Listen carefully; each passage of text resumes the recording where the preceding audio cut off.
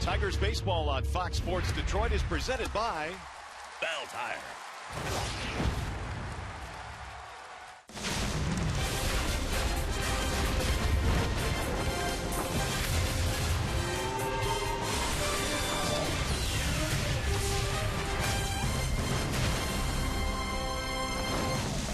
Last night, Ian Kinsler provided the spark the Tigers needed. A two-homer night for Kinsler, a solo shot in the first inning, and then the big one, the two-run homer, turning out to be the game winner. That came in the eighth. The Tigers winning game one in this series against the Seattle Mariners. Tonight, they'll try and make it two in a row. Another great night for baseball. Welcome to Comerica Park. Game two of the series, Tigers and the Seattle Mariners.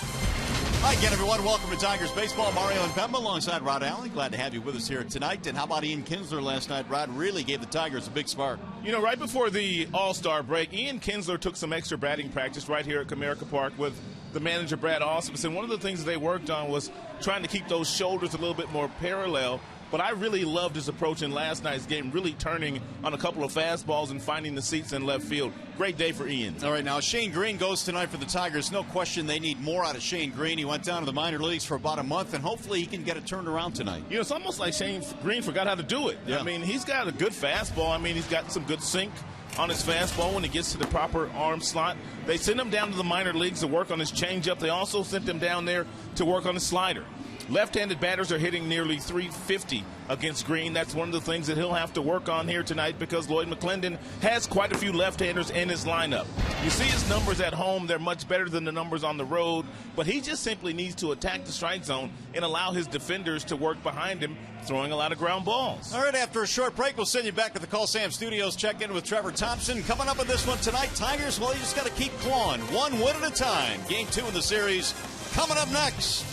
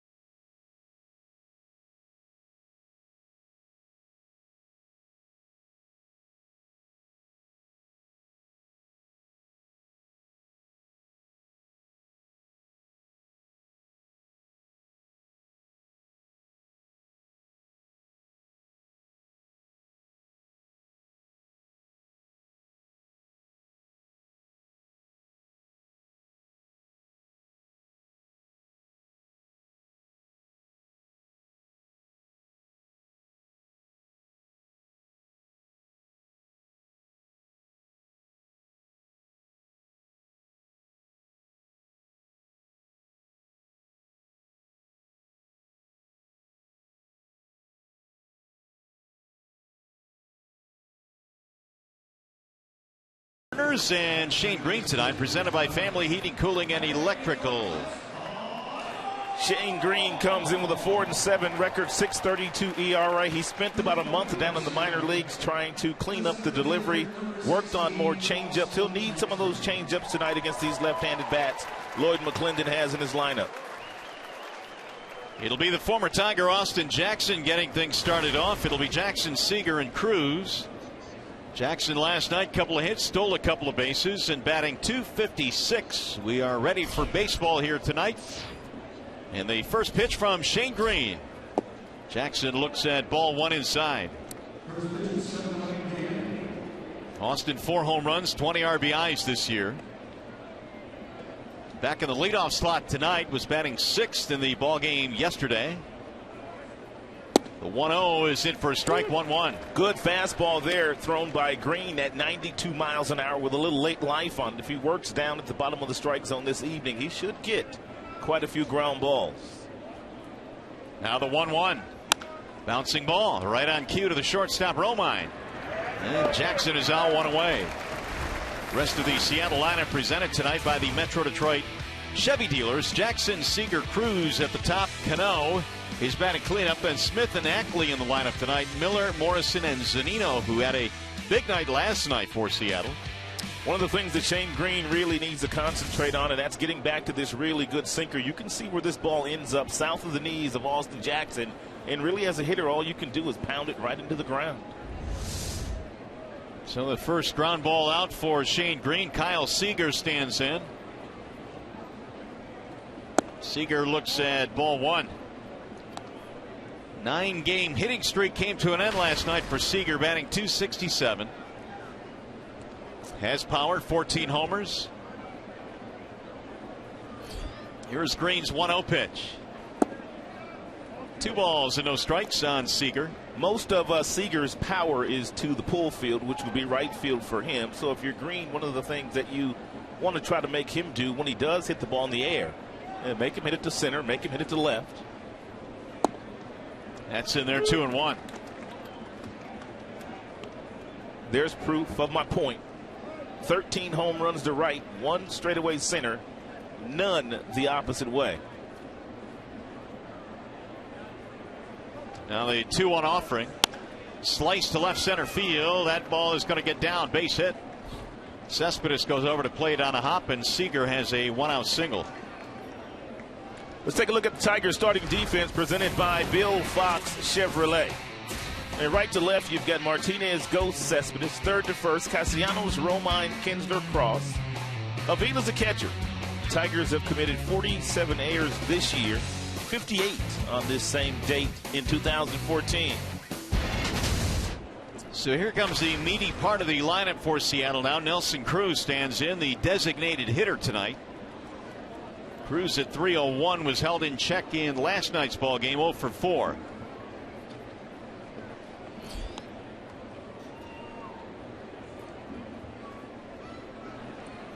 Green in search of that ground ball to get himself 2 and get out of the inning.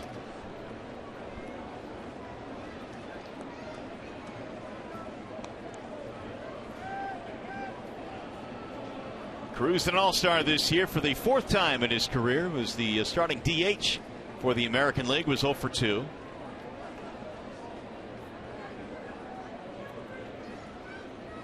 Here's the 0-1. He'll get back out of play. No balls, 2 strikes. If Shane Green is fortunate enough to get Cruz to hit the ball on the ground for an ending double play, it would only be the 2nd time this season that he has grounded into a double play. That is surprising to me. That is shocking to me. A guy that hits with this much power and takes this big a swing, that doesn't get out of the batter's box all that fast, but yet does not hit into double plays.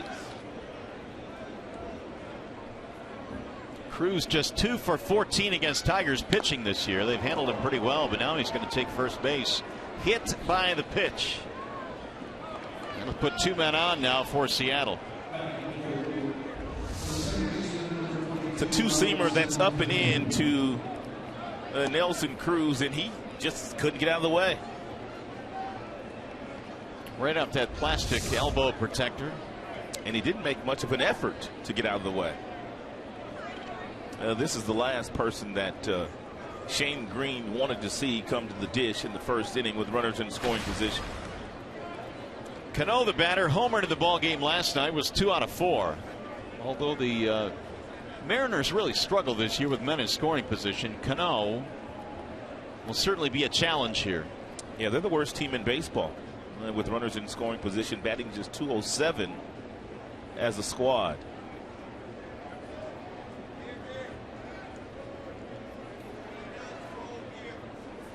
And Cano takes outside 1-0.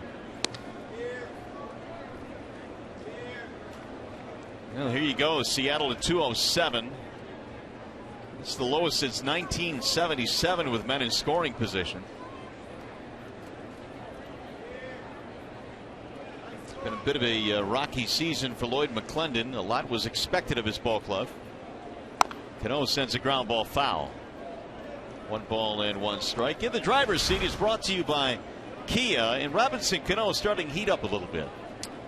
And 287 since June 21st. The OPS is up. He's hit 7 home runs in that span as well. 7 of the 9, as a matter of fact. And he's been driving in more runs per at bat.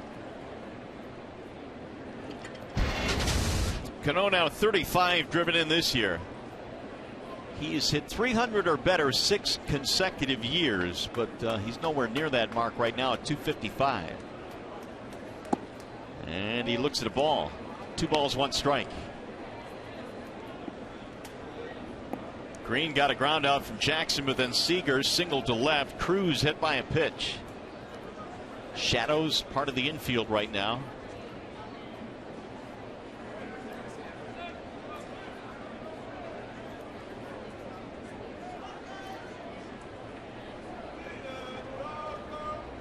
Now Shane Green with the 2-1 pitch. Bouncing ball back up the middle. Out of the reach of Kinsler into center field. That'll score a run. Cano finds a hole just by Ian Kinsler. 1-0 Seattle.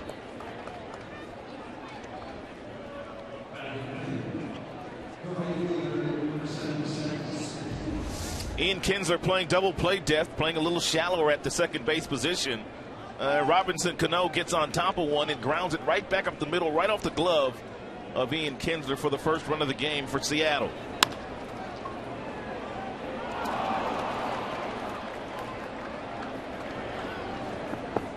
'36th RBI for Cano. And that'll bring up Seth Smith. Robinson Cano is a career .320 hitter the second half of the season, and he really has heated up lately.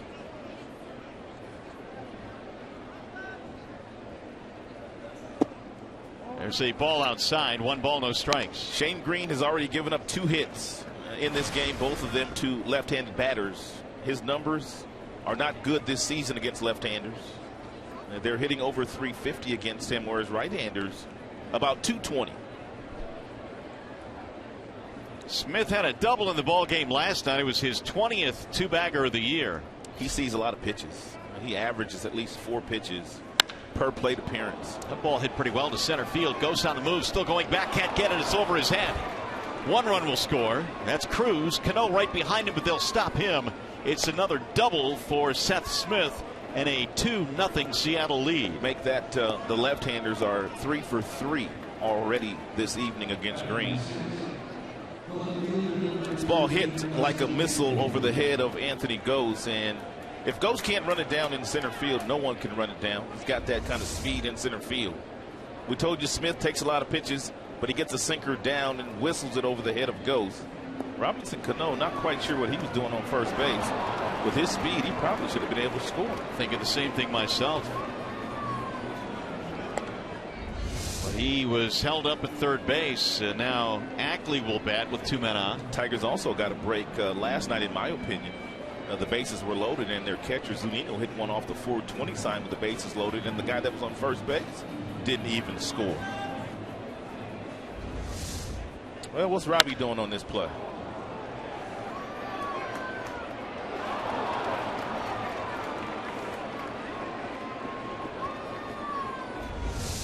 Well, here is Ackley now, second and third. Only 1 out. Strike called on Dustin Ackley, who did not play last night, batting just .216. He's hit 6 home runs this year.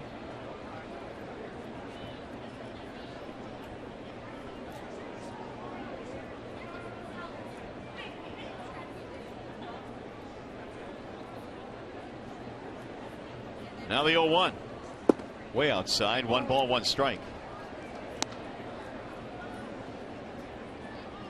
Shane Green was sent to Toledo after allowing 5 runs in 3 innings against the Cubs in a start in mid-June. Spent about a month in Toledo. And since returning has gotten roughed up in his last start against Minnesota. Now 2 early runs here tonight. Ackley takes way inside and the count goes 2-1.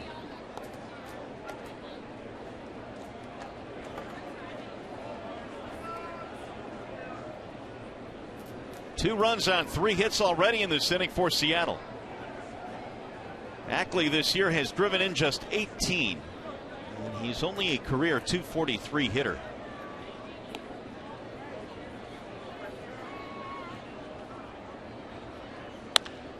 Lifted in the air towards center. Ghost sizing it up, lining it up. Cano will tag. He'll score. Throw comes back into third base. Ackley gets an RBI, and Seattle has an early 3-0 lead.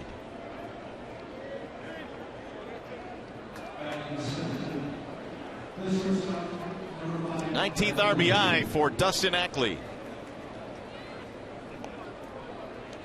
So Seattle coming out swinging the bats tonight. We'll bring up Brad Miller.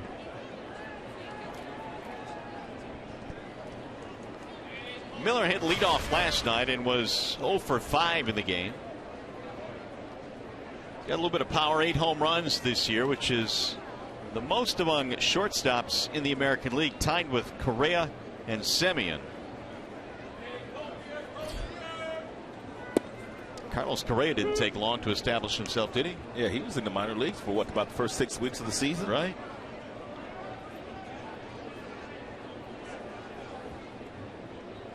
Miller this year has knocked in 27. Trying to pick up Smith at second base, who has doubled in a run today. Now the 0-1. Bouncing ball back up the middle. Kinsler can't get it into center field. Smith rounding third. He will score. And an RBI hit for Miller. Green just can't get these left-handers out, partner. Another one reaches base. And Miller gets his 28th RBI.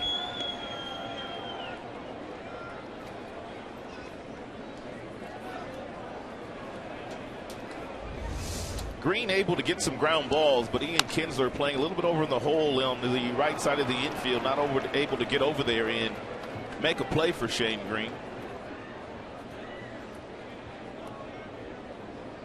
2 of them now that have just gotten by Kinsler in this inning. The Cano ground ball and now the single by Miller. Here's Logan Morrison.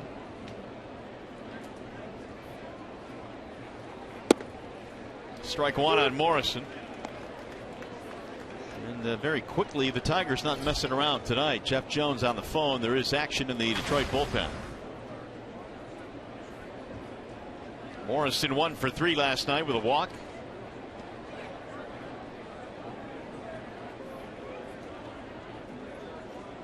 That floats in, but a little bit outside. 1 ball, 1 strike. Well, it's Blaine Hardy in the first inning tonight warming up. Blaine came on in the ball game last night to pitch. 1 1/3 last night.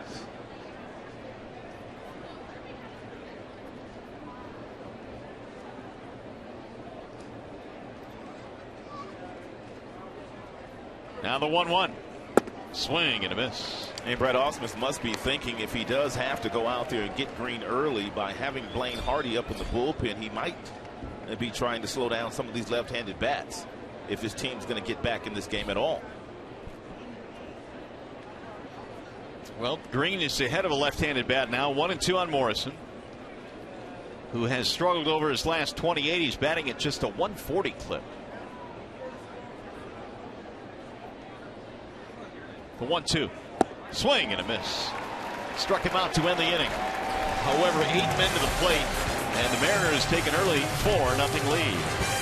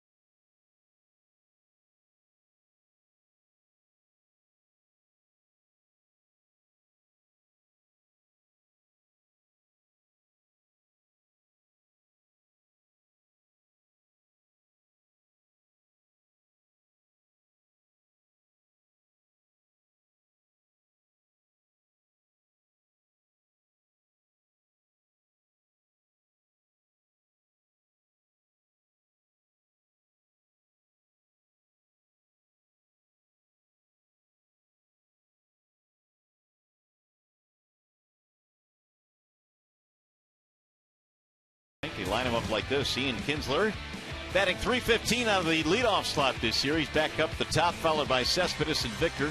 J.D. Martinez in right. Mark Krause batting fifth. Nick Castellanos at third base. And your bottom three tonight is Avila, Romine, and Gose. They are facing the right-handed offerings of Taijuan Walker. Taijuan Walker has a huge arm. His fastball will get up to 97, on occasion 98 miles an hour, but he has been struggling in his last couple of outings, giving up 11 runs over that span. And one of those outings to the Tigers, where they connected for 3 solo shots against Walker. So Walker, who at one point was pitching as well as anybody in the big leagues, will try and shake off a couple of bumpy starts as he attacks the Tigers here tonight. Kinsler stands in, looks at a strike. Tigers need to get ready to hit that fastball, because Walker will give you a steady dose of those. He also has a real nice slider. That's a legitimate swing and miss pitch. And also quite a few changeups to lefties, and he will throw the changeup to the right-handed batters as well. He is only 22. He'll be 23 next month. And that one hits the outside corner for a strike. He has an ability to be a front of the rotation guy, of course. Their ace is King Felix, but on any other team, Walker might be that guy that would emerge as an ace. Low 2-2.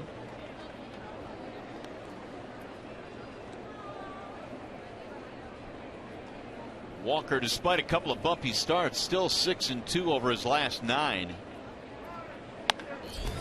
Late on the fastball there by Kinsler. Something else that Walker will do quite a bit of. He's not afraid to pitch inside with that mid-90s fastball.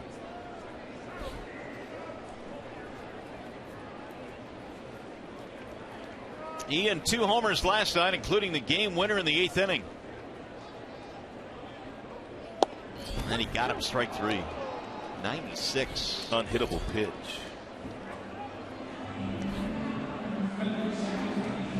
Tim Hortons will sponsor the starting defensive alignment for the Seattle Mariners this evening. Seth Smith in right field. He's only made 1 error in his last 351 games. 421 chances. Here is Yoenis Cespedes, the Tiger left fielder.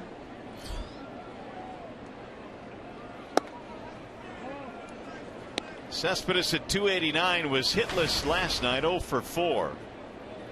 And only a couple of hits on this homestand. Walker missing again, 2-0.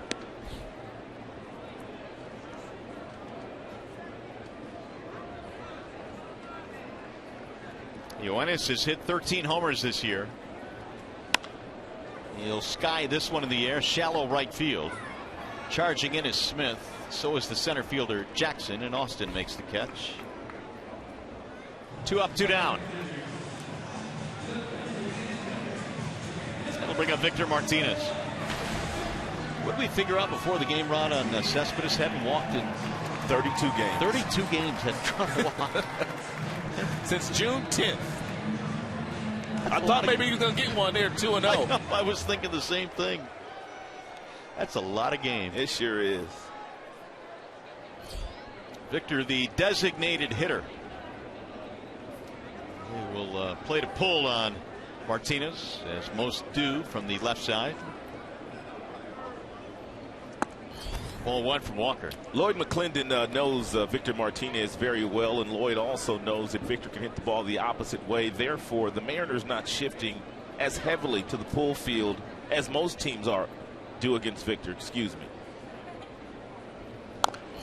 Yeah, typically you'll see that shortstop around to the other side of the bag at second, but they're keeping Miller home, so to speak. 1 ball, 1 strike. Victor last night was 0 for 3.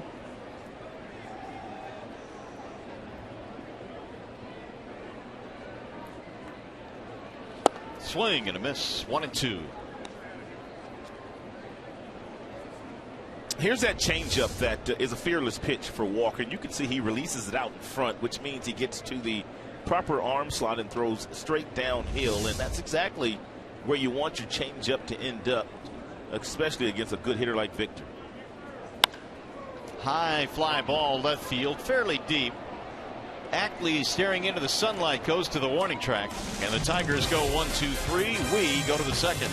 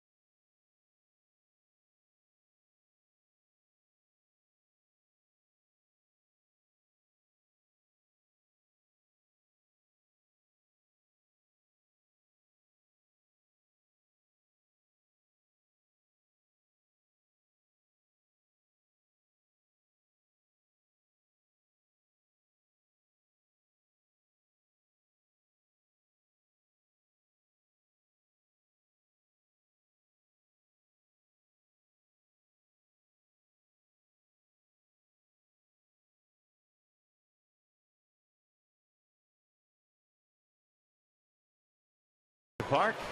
Shane Green back at the hill. MGM Grand Detroit brings you the scouting report on Shane Green. Yeah, the sinker ball has been an issue for Green this year, and coming into this season, that was his signature pitch. But you could see that the league is hitting .347 against his fastball. Well, the only man not to bat in the first inning checks in. Mike Zunino, the catcher for Seattle. Zunino ropes it foul down the third base line. Zunino is a dead pull hitter, and I mean that literally. And that's one of the reasons why his batting average sits at 163, although he had a big night last night. You know, he's got massive power. We saw an example of that last night when he hit a ball to the center field wall and almost out. Here's the 0-1. But he does seem to try and take that pitch on the outside corner and just yank it to third. I was looking at some data on a lot of their players in the starting lineup here this evening, and a lot of the guys are very pull happy, and that's why so many of them have very poor batting averages. That's going to change, though, with their new hitting coach, Edgar Martinez. Yeah. He could use the right field line as well as any right-hander in recent memory. And there's no doubt with him being on the scene, you're going to start to see some of these guys adopt the theory of taking what the pitcher gives you. And every now and then you have to take that base hit the opposite way. 5 silver sluggers for Edgar Martinez.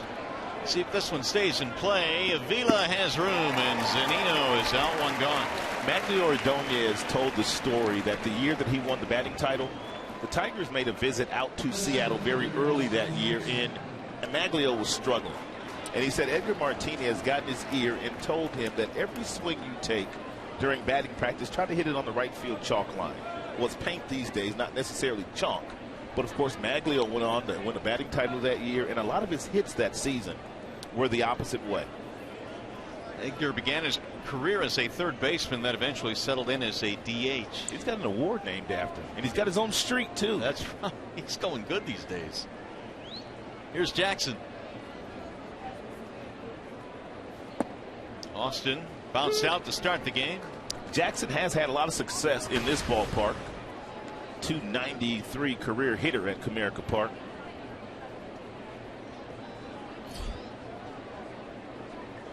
Here's the 0-1. First time through the lineup, the left-handers in the lineup for Seattle were 4 for 5 with a sacrifice fly. Looks like Green may be onto something. He was able to get a strikeout in the very first inning of the number 8 hitter. That would be Morrison on a good slider, and he just threw Jackson a really good slider as well. Now the 0-2. Little chopper toward the shortstop. Romine surrounds it. His throw is just in time to get Jackson 2 gone. A couple of bounce outs to short for Jackson. Stay tuned to Tigers Live. Following the game, we'll select our Fox Sports Detroit Tigers Player of the Game, presented by McDonald's Big Mac and 10-piece McNuggets. So with 2 outs, here is Kyle Seager. Romine, by the way, is playing for Jose Iglesias, who was in the initial starting lineup for Brad Ausmus, but is out with flu-like symptoms. Seager had a single, scored a run in the first inning. Strike on the outer edge, 0-1.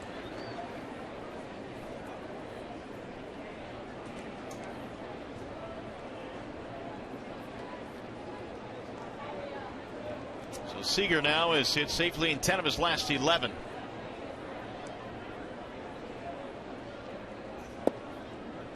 In the offseason, he received a huge contract, a 7-year deal. So apparently, Rod, they've noticed that this is the type of guy, and there's more than just his offensive numbers that go into it, that they want to keep around for a while. They love him on the defensive end, too. They think he's one of your better third basemen in the American League. And he's got some power. You brought that up the first time up. He's got 14 this year, hit better than 20 last year.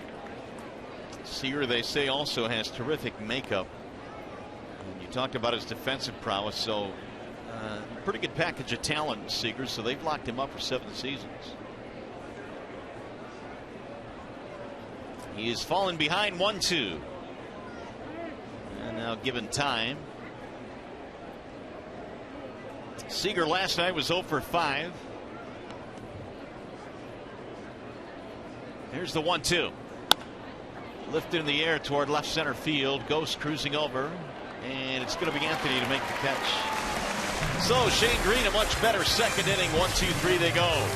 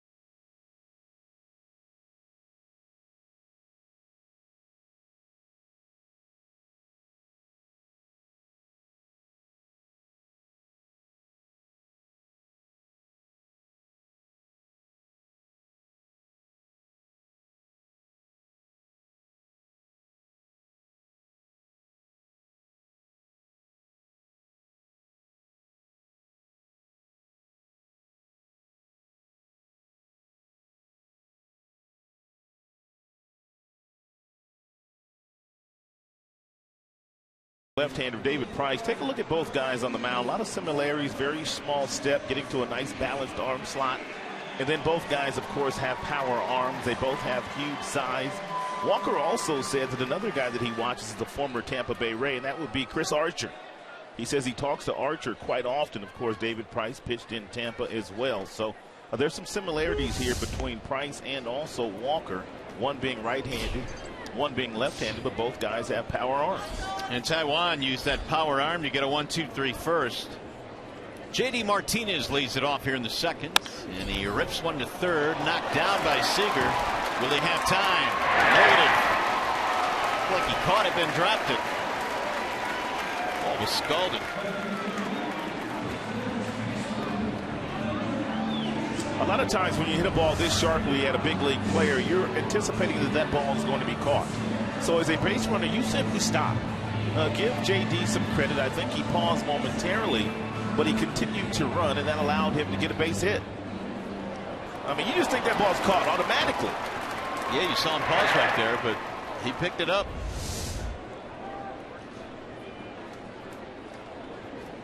So the leadoff man on. Here is Mark Krause. They're ruling that an error, E5. And Krause looks at strike one.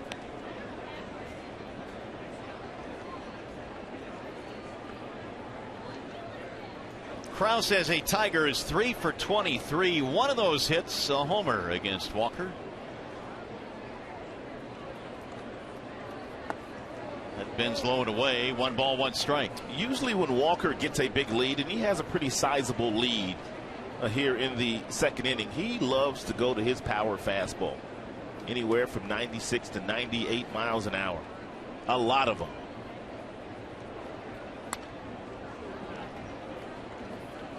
Here's that home run that you were speaking of. It was the first game that Krause played for the Tigers after making the flight out to Seattle.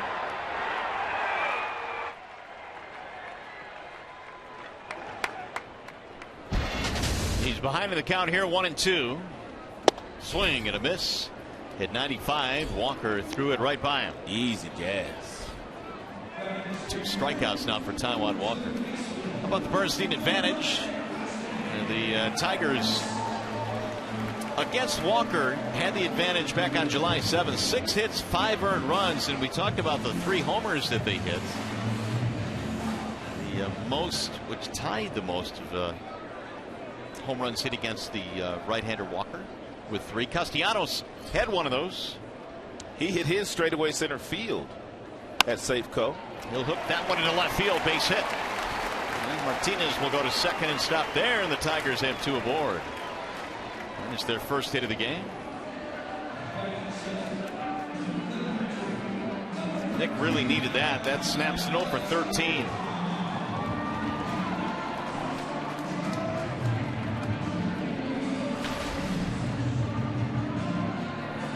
So here is Avila. 2 out of 12 in the homestand. Avila also homered against Taijuan Walker. They'll employ the shift now against Avila. Again, they haven't totally committed to it. The shortstop Miller still pretty much up the middle. And Walker pounds him inside, strike 1. That's something, Rod, they say that Walker is not afraid to do. Bring that fastball in on the hands. Not only to the left-handers, but he'll also go inside to the right-handers with a good fastball. And really, that's the lost art of pitching these days. Not many guys like to pitch inside. And you don't have to have a 95-mile-per-hour fastball to do so. That is into center field, a base hit. They're going to wave Martinez home. It gets away from Jackson. Runner will try and get to third, and he does. Nice move there by Castellanos, getting to third base. It's 4-1. Velo with an RBI hit. 2 of the 3 hitters in this inning have really barreled up that 95-mile-per-hour fastball that Walker's featuring. That ball was hit like a bullet right past the shortstop, and then once Jackson made the miscue in the outfield, good heads-up base running by Castellanos. Able to get over to third base. That is only the 3rd error that Jackson has committed this season. Single, RBI, E8.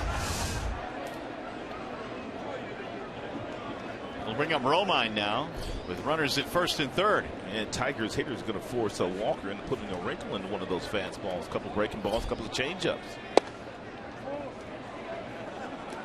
That's his cut fastball there at about 91. Romine having a fine year, batting .301. Playing tonight for Iglesias. Tried to bunt. 1 ball, 1 strike. 2 errors in the ballgame now for Seattle. That has not helped their cause. Shane Green gave up 4 in the first, but rebounded nicely with a 1-2-3 second. Needed just 11 pitches.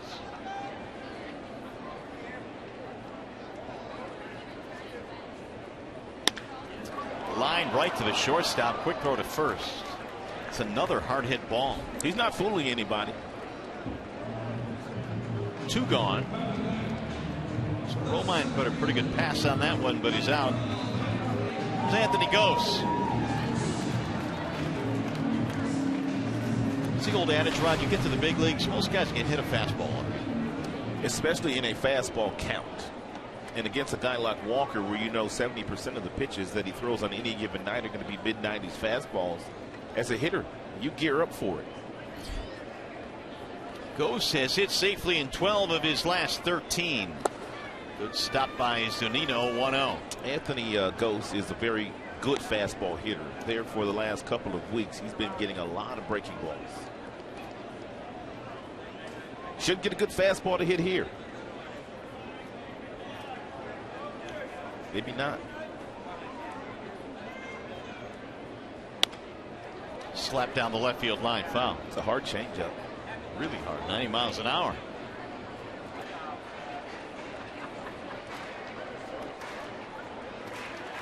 And here we are, about halfway into the month of July, toward the end of the month of July, and just now the league is starting to pitch Gose a little bit differently. After 2 months, he had really good numbers. There's a strike call. Gose in the month of June hit 169, so they were starting to adjust, it appeared to him a little bit. And he was expanding the strike zone, and he was starting to press. 1-2 on Anthony. 4-1 ball game. We're in the second. High fly ball. Center field for Jackson. And the Tigers settle for 1 run.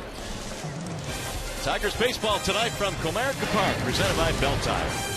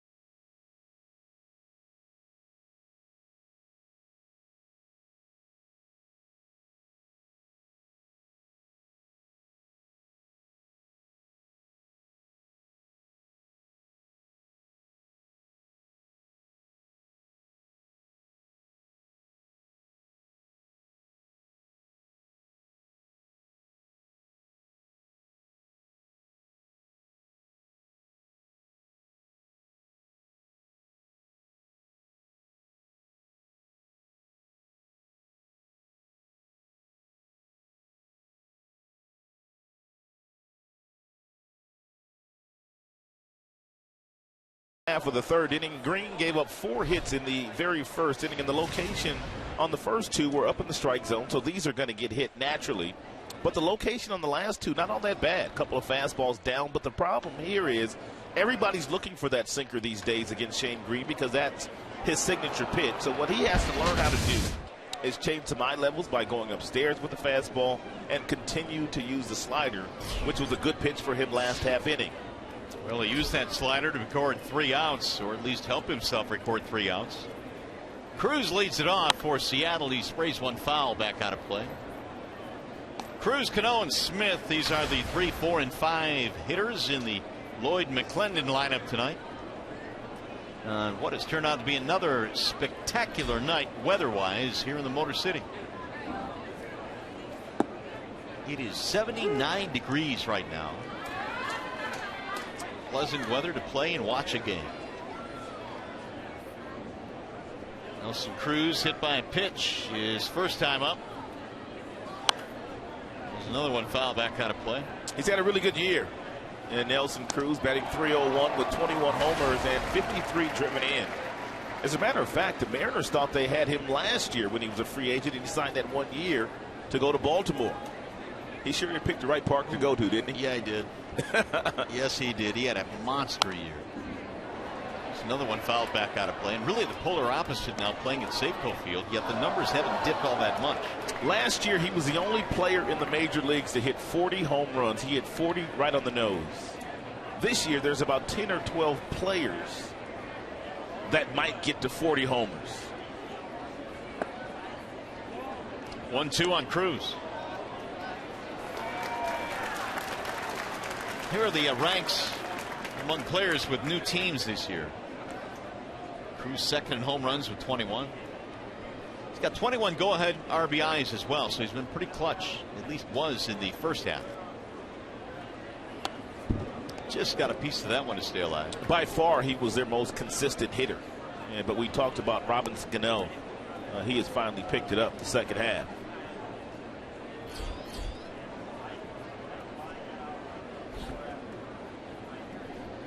Cano lurking on deck. Tigers have been out hit 4-2 so far in this one. Trail 4-1.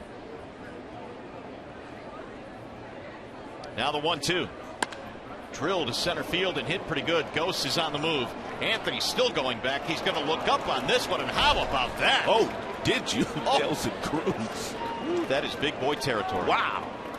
420 to dead center, and Nelson Cruz just flicked it out of here. Anthony Ghost took a couple of steps back toward that 420 sign and just simply pulled up. It is the 22nd home run of the year for Cruz, and nothing cheap about it. Nelson Cruz has just worn out Tigers pitching. It doesn't matter whether it's in a Texas uniform, Baltimore uniform, now Seattle, regular season or the postseason. He has killed Tigers pitching in his career.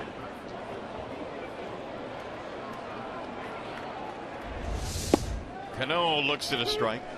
So Cruz was hit on an 0-2 pitch in his first at bat. Now he homers on a 1-2 pitch. 105.1 the hit speed. Cano takes outside.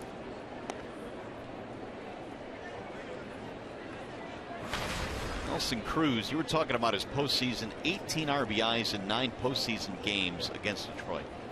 So you're right, man. He just does damage any time of the year. April through October. 5-1 ball game now. Cano had a single to drive in a run. That was back in the 4-run first. That's outside, and the count goes 3-1.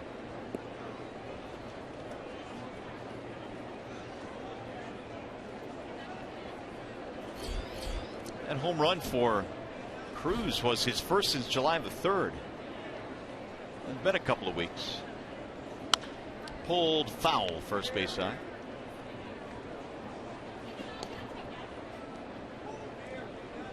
Cano played parts of 9 years with the New York Yankees, made 5 All-Star teams as a Yankee. The last 6 years, he finished in the top 5 every single year in the MVP voting. Last 6 seasons, man, top 5.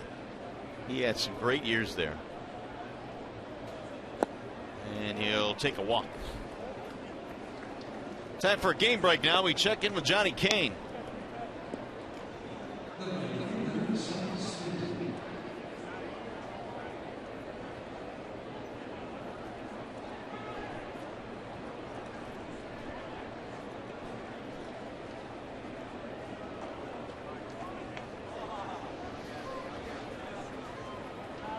All right, Johnny, thanks. That's a big series out in the East. The Yankees leading Baltimore there by 4 games. Here are the standings in the East. All bunched up, the first 4 teams at least. And Boston checks in 9 back. Boston, Tampa will be a couple of stops on the next road trip along with Baltimore. Well, back is Hardy again, warming up in the Detroit bullpen. Blaine was tuning up in the first inning when Seattle sent 8 men to the plate.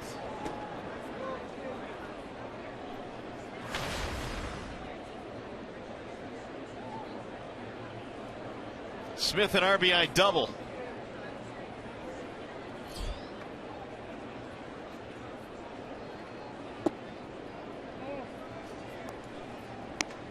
One and 0 on Smith.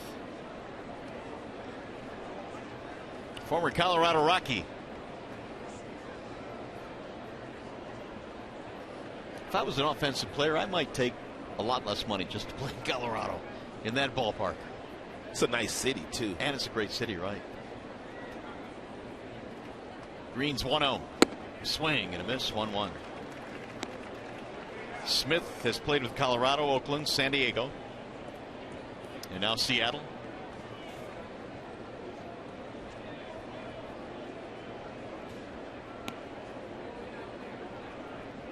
(5-1) Seattle in the lead. They've got another here on the mammoth home run by Nelson Cruz.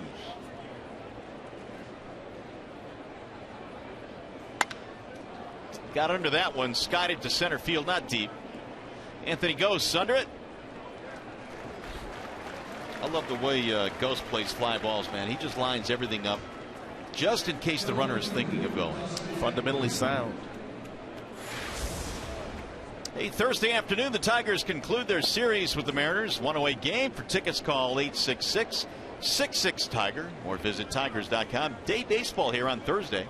Make your plans to be here. Dustin Ackley will step in. Ackley is sack fly in his first at bat. Ball 1.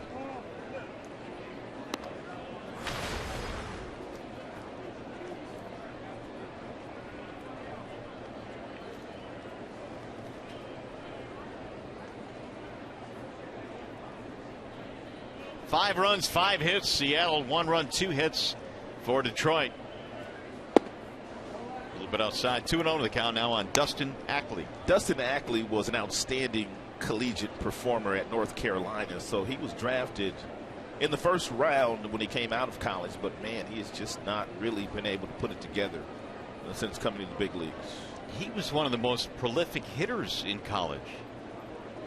Out of UNC. There's a strike. And you wonder how some guys are able to put it together and some guys that have so much success in college just aren't able to do it professionally. Yeah, they thought that he was going to be a really good hitter. They've tried him at several different positions. They've sent him down to the minor leagues.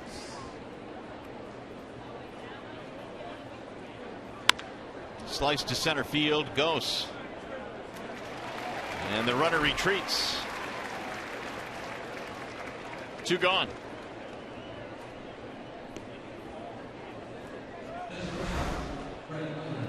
Well, here's what the wild card looks like. The Tigers right now are 4 out of a wild card position.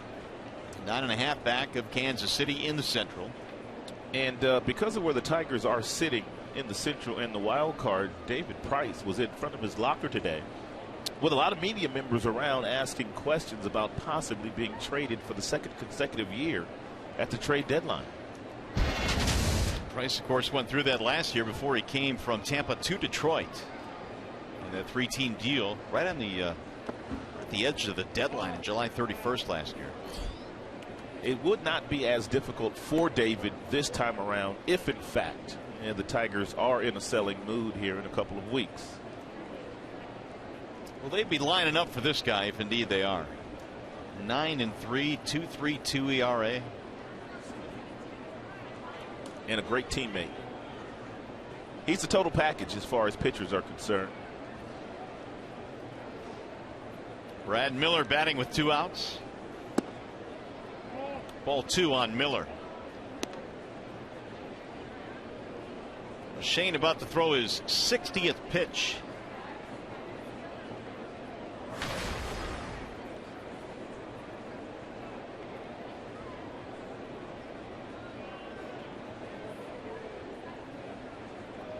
Here's the 2-0. Way outside. 3 balls, no strikes on Miller.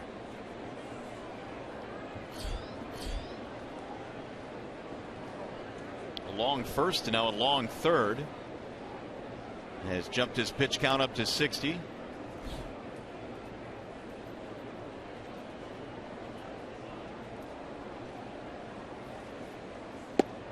That's in for a strike.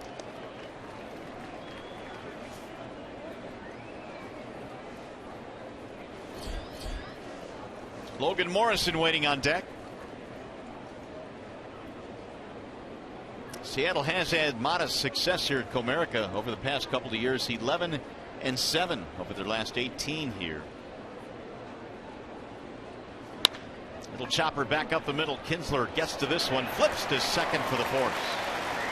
That'll take care of the Mariners in the third. They get another run on the Cruz home run. Kinsler, fine defensive play.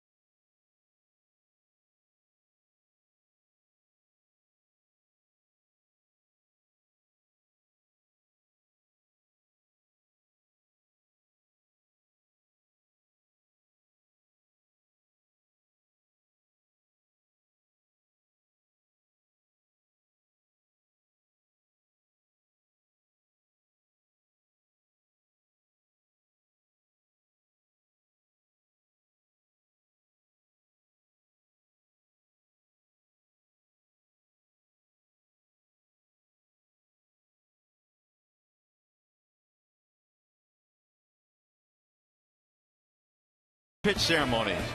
The Grinch and Santa thrown out the first pitch. Here's the delivery from Santa. Watch out, cameraman. Just a little bit outside.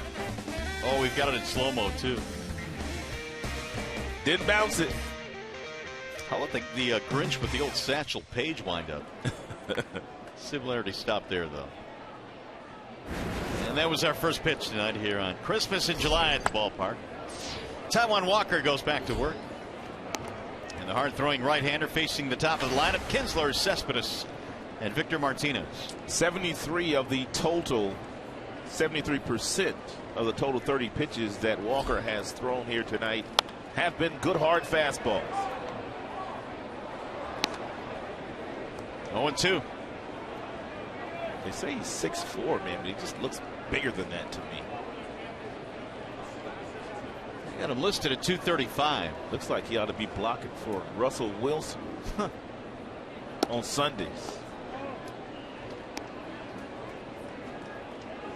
6'4", 235.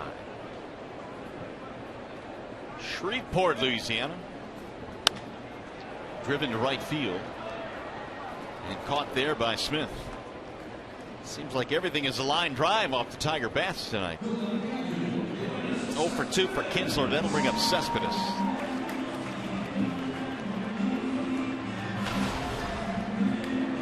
Yoenis flying to center field 0 for 1.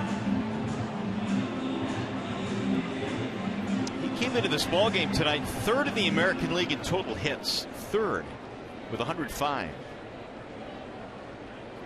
Prince Fielder leads the AL with 120 hits this year. And Kipnis is second on that list, and then Yoenis. Cespedes is another member of the Tigers team who has heard whispers regarding possibilities of playing somewhere else after July 31st. It'll be the second time he's been traded at the trade deadline, if that's the case. A lot of people have a lot of interest in some of the Tigers players. Well, a report came out last night that the Tigers are considering that. That's drilled to center field. Jackson on the move. He'll make the catch. I'm one that believes that, what do we have, about 10 days before the deadline? What if this team rips off 5-6 wins in a row? It would just be so odd to see the Tigers sellers instead of buyers. Agreed. Since the beginning of the 2006 season, all David Dombrowski has done is add really nice pieces at the deadline. We'll see, though. Hopefully they run off quite a few wins and they don't have to do it. Here's Victor Martinez. Brad said before the game today he does not consider a team that is 4 games out of the wild card to be out of it. I agree with him. A lot of baseball to be played this year. And Victor looks at a strike right at the knees. Martinez flying to left field his first time. What did he have a huge series against Seattle back at Safeco Field on the last road trip? He was 8 for 13 and he's just been hit on the foot. Couldn't quite get out of the way.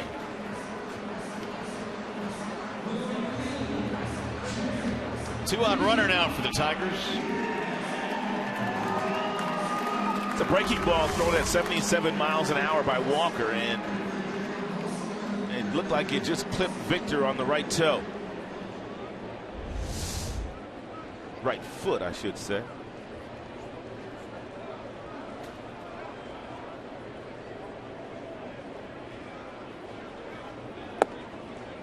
Ball 1 to JD, who reached on an error by Seager. The Seattle third baseman back in the second. Martinez at 285. Had a walk in last night's ball game, finished up 1 for 2. High towering fly ball to center field, way back. How about this one from JD? Oh my goodness! That's in the camera way. Oh! Did you see where it landed? The roof! That may be the longest ball I've seen hit here. I don't think I've seen one go to center field that far.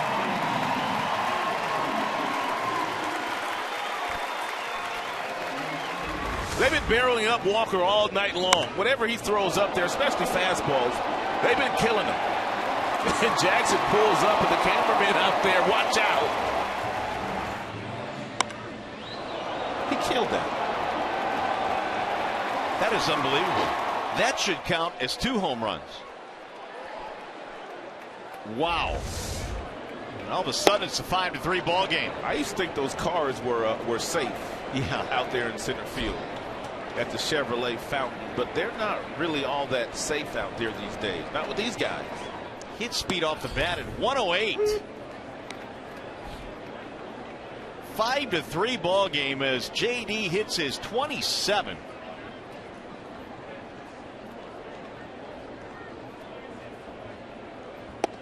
There's the ball high. That hit by pitch, costly by Walker.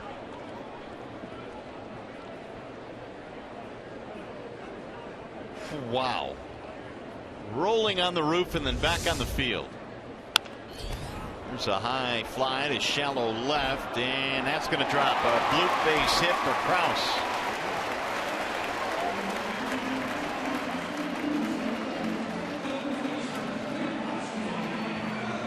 I remember Eric Munson hitting one, I think, into the camera well several years ago. I remember that. Early 2000s, but man, oh man. I'm not sure I've seen that. If we get a distance on it, we'll pass it along to you. This much we do know. It was far. Here's Castellanos. Tigers now have 4 hits. And Nick looks at ball 1. That's going to bring Zunino out to the mound.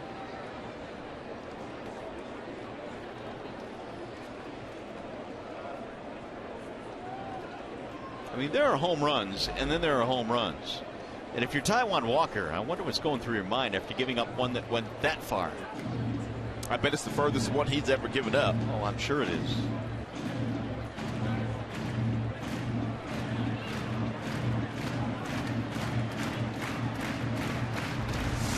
He let this ball get deep in the strike zone, and he got that front foot down and rotated the hips. Tremendous concentration and outstanding bat speed by JD. Well, we've got the estimate on it, 467. Woo. That's one of the furthest balls hit this year. I think Nelson Cruz hit a ball this year 382 feet. The longest home run of the season. That's pretty close. 2-0 on Castellanos. The hit batter kept the inning going, and the 2-run shot by JD. Whistled back out of play, 2-1. This is the difference in a veteran pitcher and a young pitcher that's awfully talented. Walker is talented, but a lot of times veteran pitchers, when you do give them a big lead in a game, they'll continue to use all of their pitches. Walker has really started to go to fastballs exclusively, and because of that, he finds himself in a game now. Another one back out of play, 2-2. That's why pitching coaches will tell you, regardless of the score, continue to work on your changeup, continue to throw some breaking balls, continue to keep guys off balance. Rick Waits, that's the pitching coach.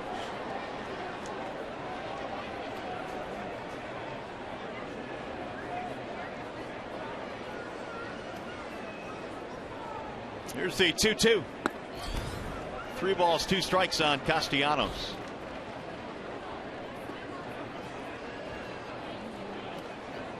So Walker, after that streak of really good starts, was roughed up by the Tigers the last time. Then the Angels put up 7 against him, and now the Tigers have put up 3 early on here against Walker. Runner going and a swing and a miss to end the inning. But the Tigers climb back in it thanks to JD Martinez. You will not see a ball hit much farther than this in this ballpark. Yikes.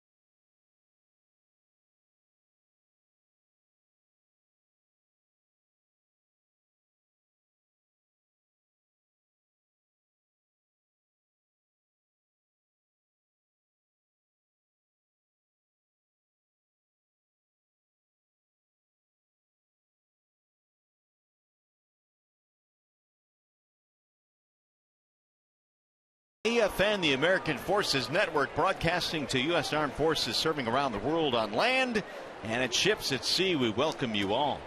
Very important inning here for Green. Score now 5-3. When he goes back to the dugout, that score must remain the same. Logan Morrison leads it off here in the fourth. They play Morrison to pull.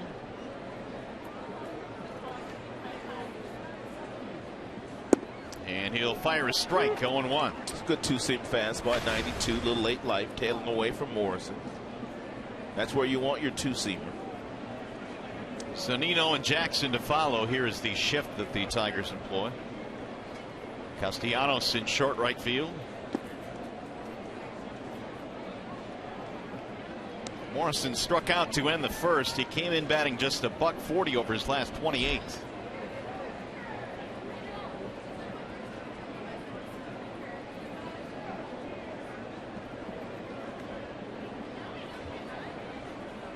Here's the 1-1. Get back out of play. Avila wanted the changeup, but Green really just does not have a lot of confidence in throwing that changeup yet.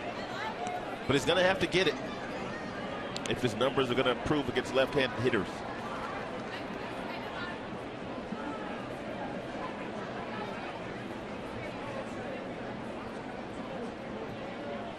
Here's the 1-2.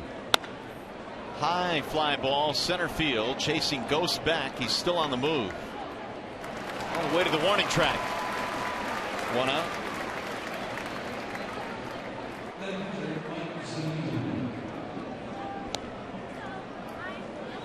Went down, had a real nice conversation with Lloyd McClendon in the clubhouse, and he lost his baby sister, man, a couple of weeks ago. She was only 43 years old.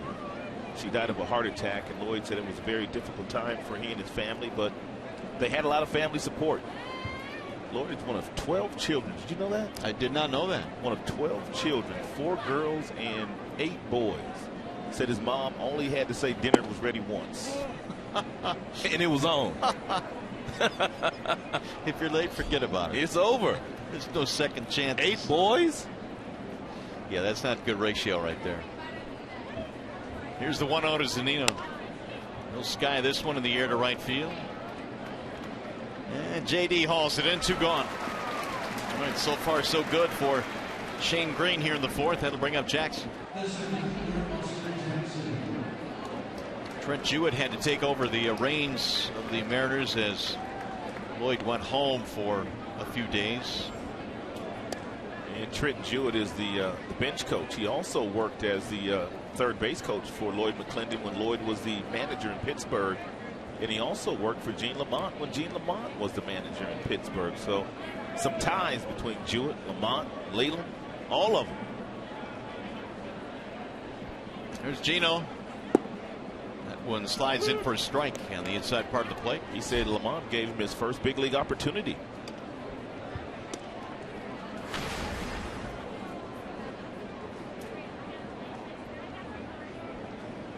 Green ready with the 0-1 pitch. 1 ball, 1 strike.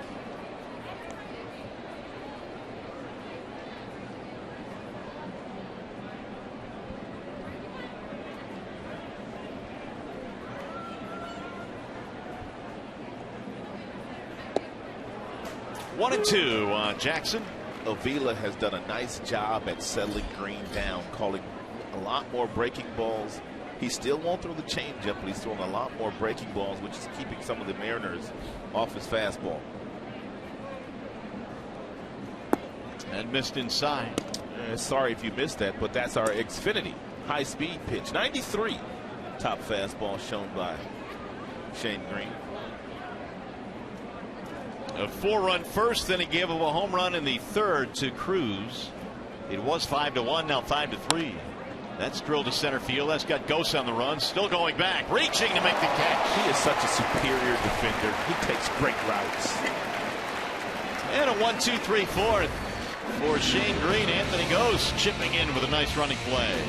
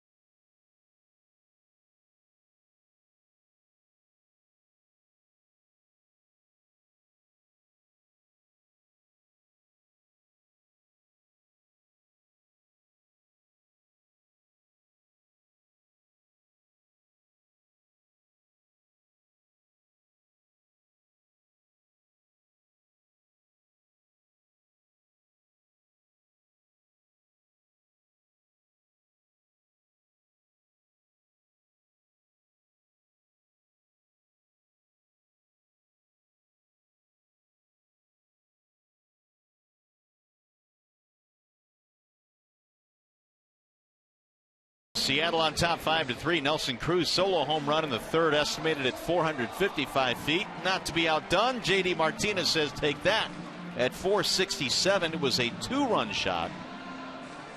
And the Tigers find themselves down by 2 as we go now to the bottom of the fourth. Yeah, some big boy baseball being played here tonight, especially by Cruz and Martinez. JD, that is. It'll be the bottom 3 against Taijuan Walker, Avila, Romine, Gose. 5 runs, 5 hits. Seattle, 3 runs, 4 hits for the Tigers. And Avila fouls it back 0-1. Avila's first time up today. He had an absolute rocket right at their shortstop Miller that nearly addressed him for a single into the outfield and an RBI.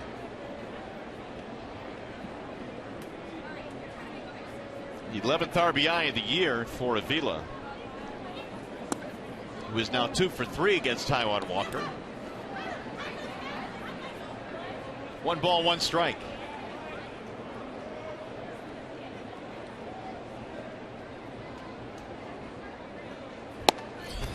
There's another fastball inside from Walker that missed. 2-1. Let's see if Walker decides to go back outside with the changeup after that hard fastball inside.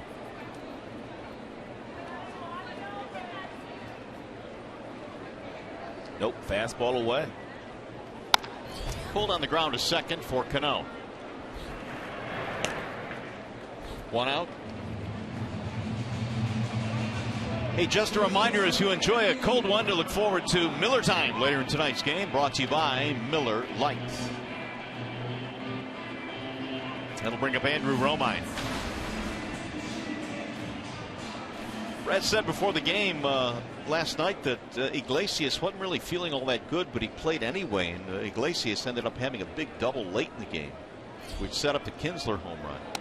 But they gave him the day off tonight because he's got those flu-like symptoms, so Romine gets a chance.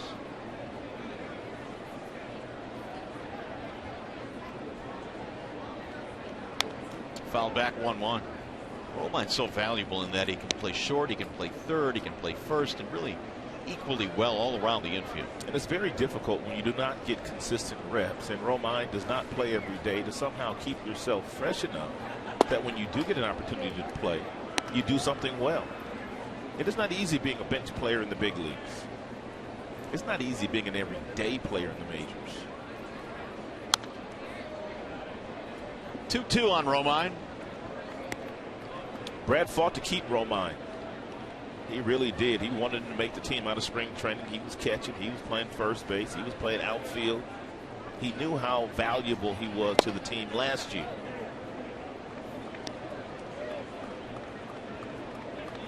Full count. And they ended up designating Hernan Perez for assignment, even though many people thought his skill set was better than Andrew Romine's. Out to center field where Jackson is positioned. 2 gone. We'll bring up Anthony Gose.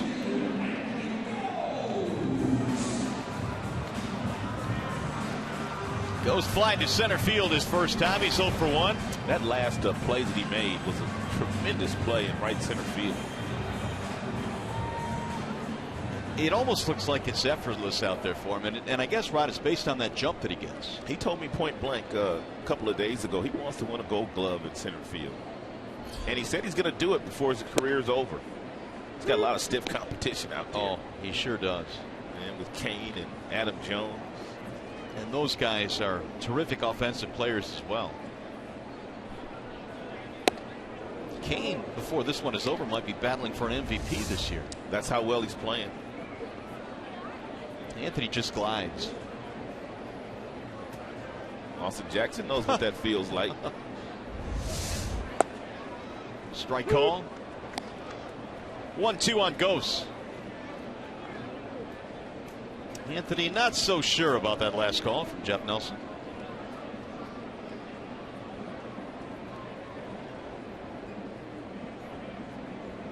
He's running through the kitchen sink here. Now Walker steps off.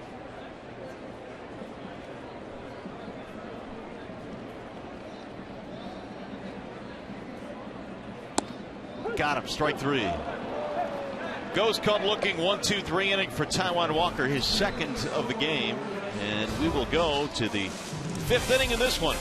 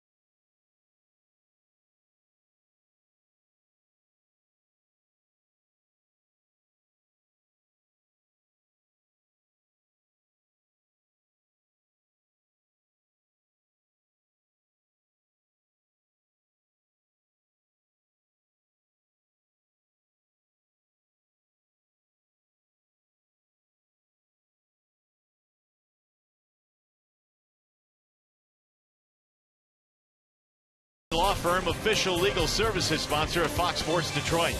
Bell Tire, get the lowest tire price, period. Bell Tire. Myers, save big with M-Perks from Myers. Sign up at mperks.com. And by Chevrolet, find new roads. Spectacular night here in the Motor City tonight. We're at Comerica Park. Seattle scored 4 in the first. They have not trailed in this game, although it has tightened up considerably, 5-3.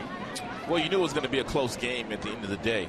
Anytime you play the Seattle Mariners, they play a ton of one-run games. They play a ton of two-run games as well. Here's Kyle Seager. They back him out of there. 1 ball, no strikes. As a matter of fact, the 4 games that they have played since the All-Star break, losing 2 of 3 in New York and losing last night to the Tigers. All 4 games decided by 1 run. There's a ball inside, 2-0. 35 one-run games this year in total for Seattle. It's got to be like tops in the majors. Legendary Lloyd's offense just really hasn't showed up this year. Popped him up. Left side of the infield for Romine. And it finally falls into his glove. This is what I was talking about regarding Green last couple of innings. The fact that everybody looks for that sinker down at the bottom of the strike zone. So you throw your 4-seamer, you throw it up in the strike zone, and it looks awfully good to a hitter like Seager, but he can't get on top of it. So you get yourself an easy out on a 2-0 pitch. It'll be 7 straight retired by Shane Green. Now Cruz, who homered to dead center in his last at bat, sends the chopper back up the middle. They had it played perfectly.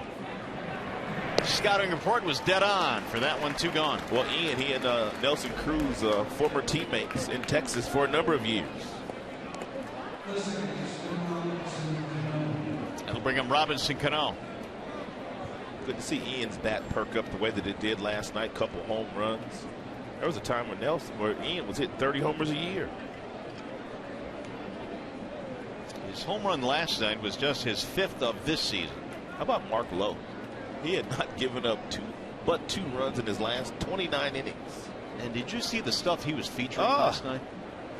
96, 97. But that slide slider, piece. oh man,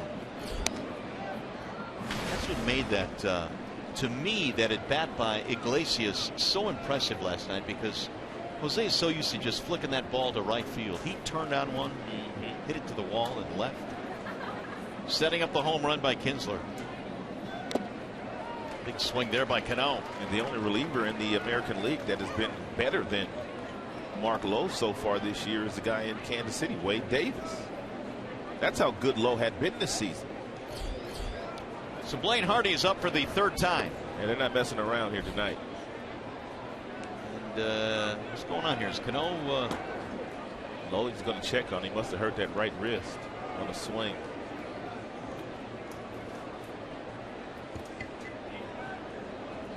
Seattle trainer coming out to take a look at him as well.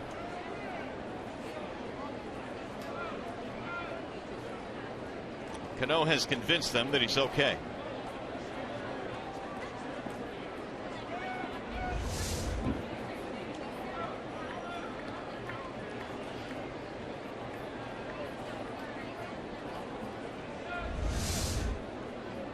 Here's the 0-2. Drilled to center field. On the move goes. Driving, can't get it. Gonna go to the wall. Cano is on his way to second. He will stop there with a double. I guess he is okay. Apparently so.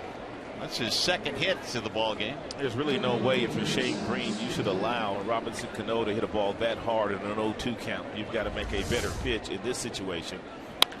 Ghost can't help him out. He left his feet. But not able to make that play. That ball was scorched. Man, have we seen some hard hit balls in this series out to center field from both teams last night and tonight. Yeah, Robinson hit a home run last night the opposite way.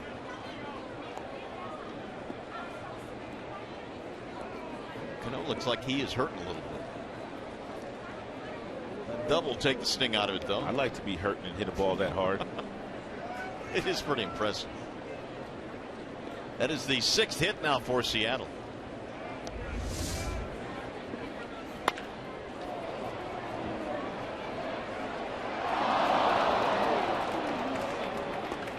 Usually when you see a guy stretch out like that and it rolls to 420 out there, you see a guy end up at third.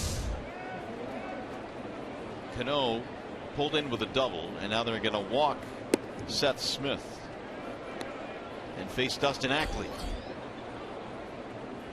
This might be the last hitter for Green.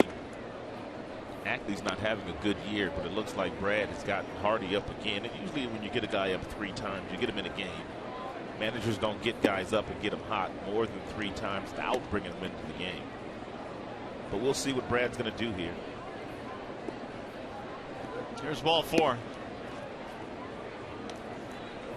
So the intentional walk puts runners at first and second, and that's going to be it for Green, it appears. Ackley has been introduced. Hardy has been warming up. Shane Green will not survive the 5th inning, as Blaine Hardy will check in now out of the Detroit bullpen. Brad will take the baseball. Wallside windows pitching change. We'll be back to Comerica Park.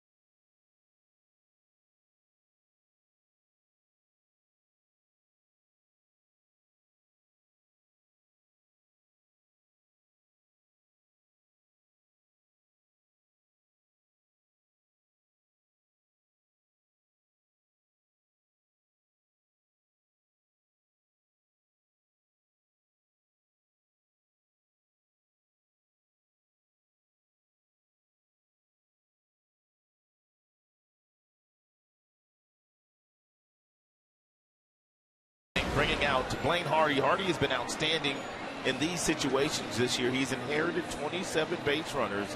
Only 3 have come around to score. Only 2 other relievers in the American League are better from a percentage standpoint than Blaine Hardy. Man, has he been good this year. Really has. And for a guy that wasn't even on the 25-man roster at the start of the year, he's done awfully well. And so he'll get another opportunity here with 2 men on. Ackley looks at ball 1. 157 is the opponent's batting average against Hardy for left-handed batters. Ackley sack fly and a fly out. And Blaine's got a fastball that tops out at about 90 miles an hour. Likes his changeup, likes his slider, likes his curveball.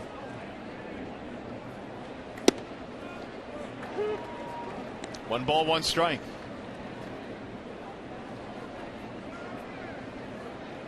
Green settled in nicely.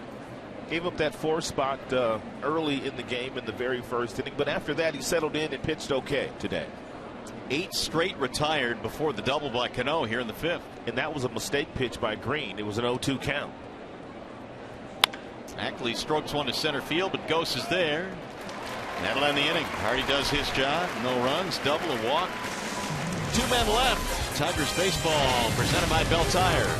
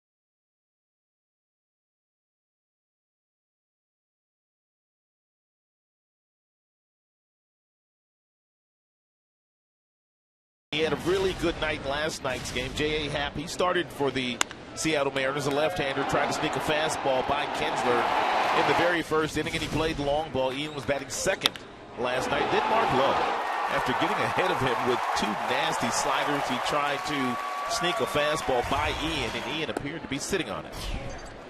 Taijuan Walker goes back to work as we go to the bottom of the 5th. Top of the lineup for the Tigers: Kinsler, Cespedes, and Victor Martinez. There's a foul back out of play. 1 ball, 1 strike on Ian. You have to be impressed the way the Tigers have battled Walker this evening. Walker came in with real good numbers. He's got power stuff. Fastball gets up to 98 with a couple different breaking balls and a changeup. Tigers fell behind early, but they have made a game of it. Swing and a miss. What was that? Looked like a little sinker at 89. Had some late life on it. Is that changeup? Looks like it. He's got some big old hands. I know that. Here's the 1-2.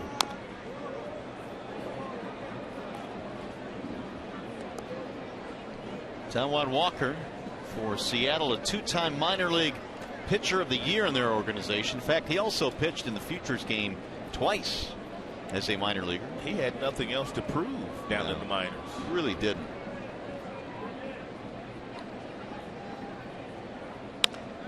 Back up the middle. That's going to drop in, base hit. Leadoff man on here in the 5th. Just a really nice piece of hitting by Ian Kinsler, who in the last couple of weeks has just gotten hot. It's a cutter. His cutter acts a lot like a slider, but it's down, it's away from Ian, and Ian just puts a really good swing on it with the shoulders very parallel, which creates a line drive. So here is Cespedes, who's put the ball in the air twice, both times to the center fielder Jackson.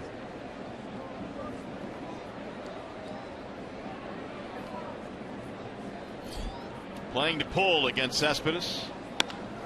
Driven in the air toward left field. That ball hit pretty well. That ball is up there, and Cespedes has hit it out. It's a 2-run shot to tie the game at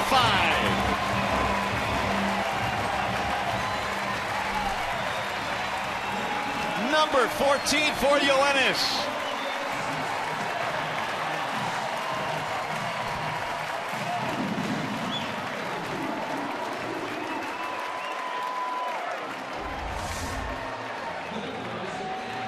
It's a cut fastball that really does not get to the area the catcher Zunino wants it. It lays up and in to Yoenis Cespedes, and that's a dangerous area to try to pitch Cespedes. He loves to turn on balls that are on the inner third of home plate. 5-5 ball game. The Tigers have climbed out of a 4-0 hole in the first inning, and they've tied it up. Each ball club now with 6 hits. And Victor looks at ball 1. Number 14 for Cespedes, RBIs 53 and 4.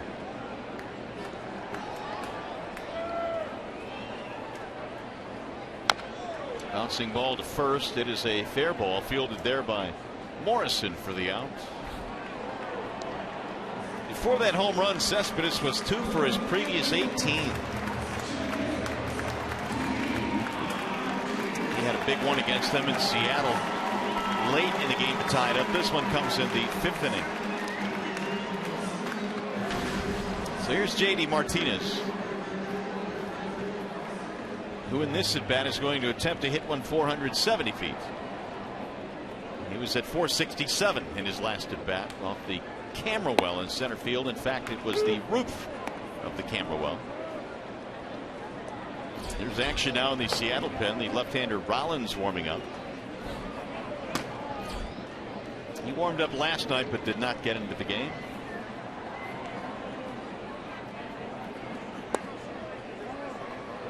One ball, one strike.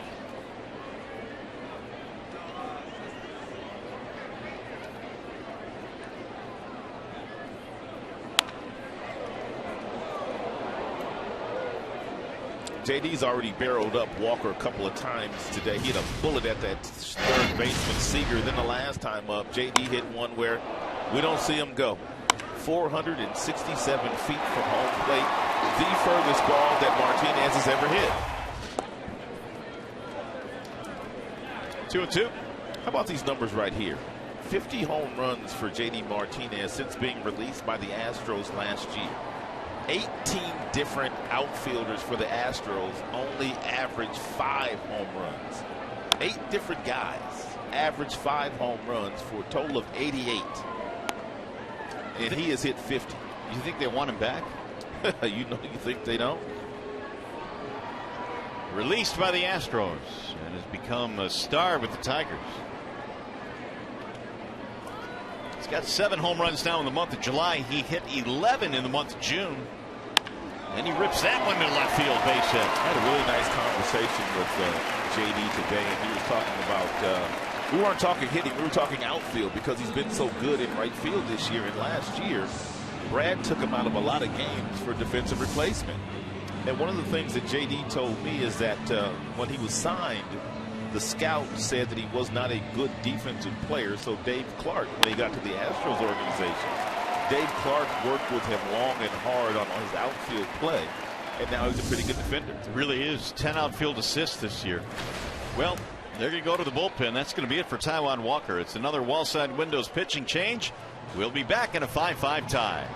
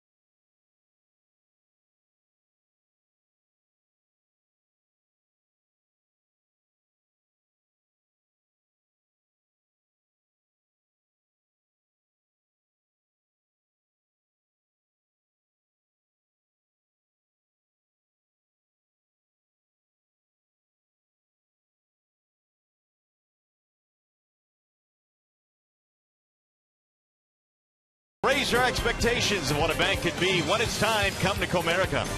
Ram Trucks, find your summer of fun with great deals at the Ram Summer Clearance Event. And by Hellman's Mayonnaise, bring out the best. Well, the Tigers have brought out the big bass to tie this one up. It is a 5-5 game. 2-run shot by Cespedes. Taijuan Walker is out of the ball game now.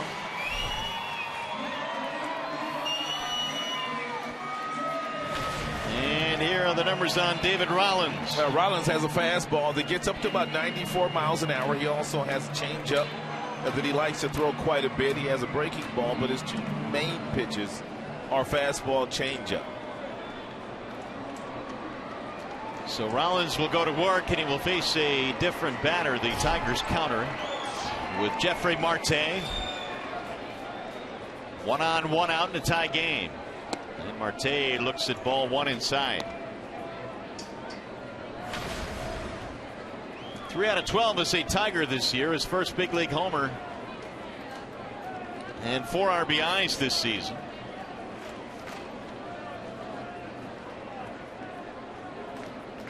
Martinez, or Marte I should say, hit that home run off Jay Happ. That was in Seattle. He looks at a ball outside, 2-0. So Marte will stay in the game, play first base. Krause out of the game. Is it Jay Happ or J.A. Happ? Well, it's J.A., but it's pronounced J. Is it? Yeah, it is pronounced J. Thank you for that. 2-0 meanwhile on Marte.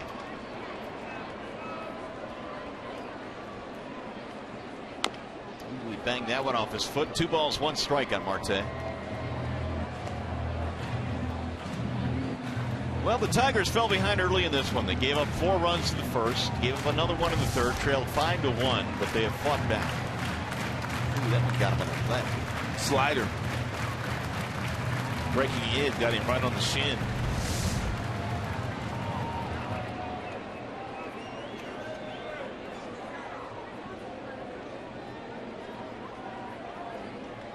Now Rollins ready with the 2-1. Two and 2 on Jeffrey Marte. Castellanos waiting on deck.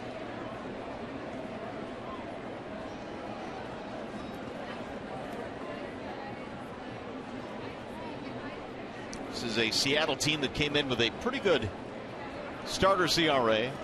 They had 55 quality starts, second most in the American League, but the Tigers have knocked out Taijuan Walker. Swing and a miss. Oh, and on the backswing, Zunino is drilled. He got him pretty good, too. You could hear that all the way up here.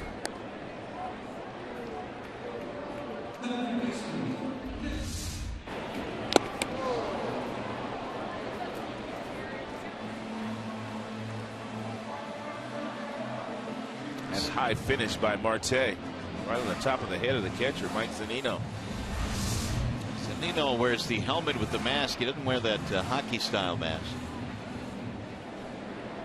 Zunino is a really good defender. He's an outstanding catcher, a real good game caller. They love his skills behind the plate. That's why they have stuck with him, even though he's batting about 160. Their pitching staff is good. Castellanos takes ball 1. Single strikeout for Nick. Rollins, a Rule 5 pick from Houston.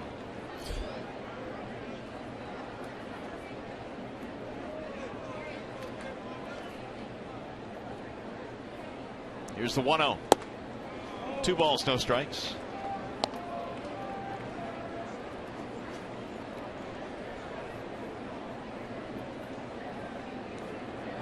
Seattle gave Taijuan Walker an early lead to work with. He just couldn't hold on to it tonight. His last 3 starts not very good for the very talented right-hander Walker. 2 of those against the Tigers. The 2-0.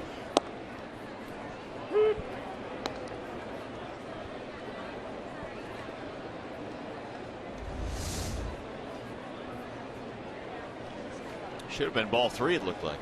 Yeah, generous call there by Jeff Nelson.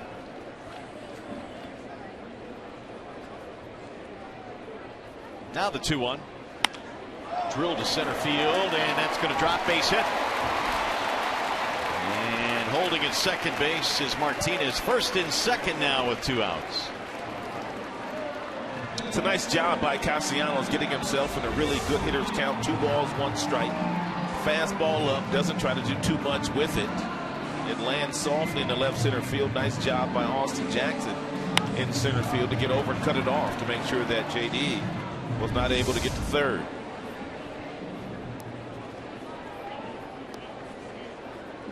That'll bring up Alex Avila with a chance to give his team the lead. Avila stroked a single to not get a run in the second inning. Tigers now have 8 hits. If you're Avila, you can sit on 1 breaking ball early in the count.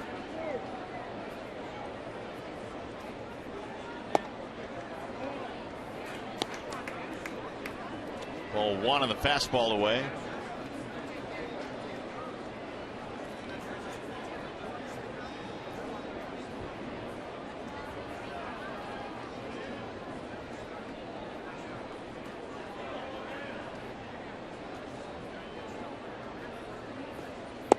Checked it. Did he go? Sure did, said Laz Diaz. Laz Diaz had a rough night last night, didn't he? Probably had trouble sleeping last night. He got drilled on both arms. Ugh. Direct hits. They sure were. I've known Laz for a long, long time. Back to the minor leagues. Yes, extended spring. Wow. Years and years ago, like 92. You're old. Laz is too. 2 balls, 1 strike. I'm gonna tell him you said that too. Yeah, thanks. I appreciate it.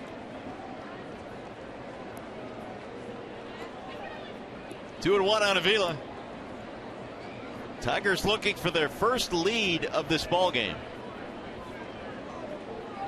So both the ball clubs really going into the bullpen early tonight here in the 5th inning. The 2-1. And Avila takes high, 3-1.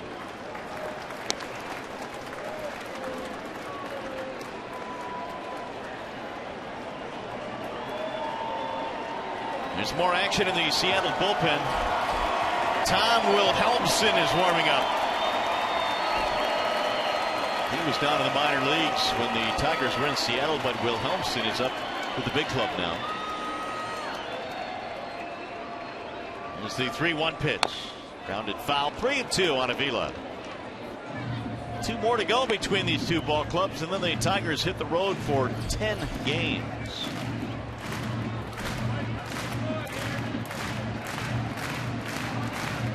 Romine on deck.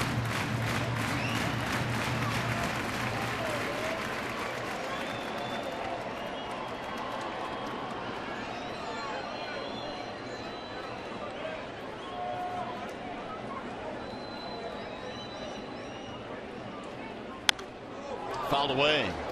Tigers had the benefit here of starting the runners on 3-2. Avila could not put it in play. Another chance now for Rollins, who made his major league debut on July the 4th in Oakland. He was reinstated for the restricted list on July 4th following his suspension for violation of Major League Baseball's Joint Drug Prevention and Treatment Program.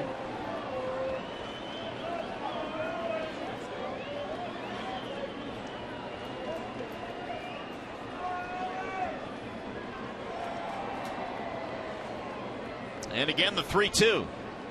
Outside, lost him, load the bases. Avila draws another walk.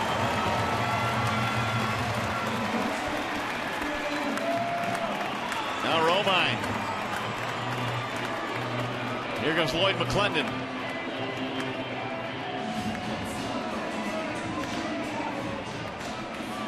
Wilhelmsen has been warming up. Rollins a strikeout, a single, and a walk, and Wilhelmsen will be coming into the ball game. Another pitching change here in Detroit.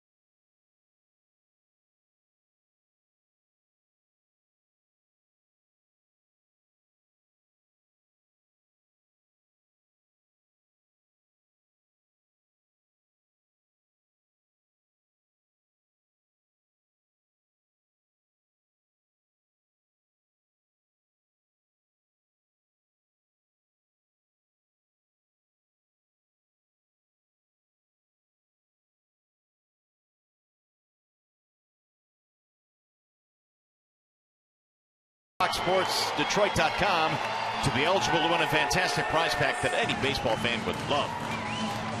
Got a wild one here at the ballpark tonight. It's a 5-5 game. Here is right-hander Tom Wilhelmsen. He's got a big arm. I mean, he's got a fastball that gets up to 96 miles an hour. He'll also sink the fastball. He's got a changeup and a slider.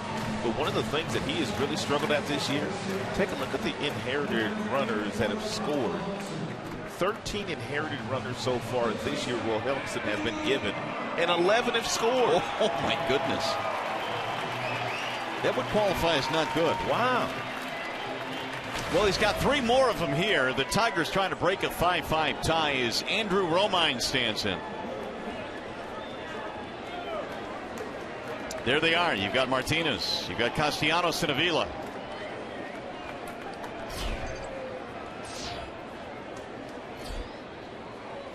Romine looks at ball 1.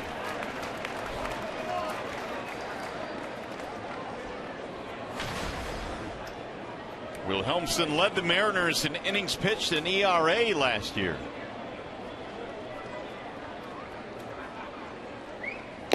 Swing and a tip into the glove. 95 with that last fastball thrown by Wilhelmsen. Easy gas. High 3/4 arm slot. A couple of years ago, 29 saves. Follow that up with 24. Yeah, he's been good out of their bullpen. Little chopper slowly right side. Wilhelmsen comes lumbering off. He'll cover the bobble. Everybody is safe, and the Tigers have the lead.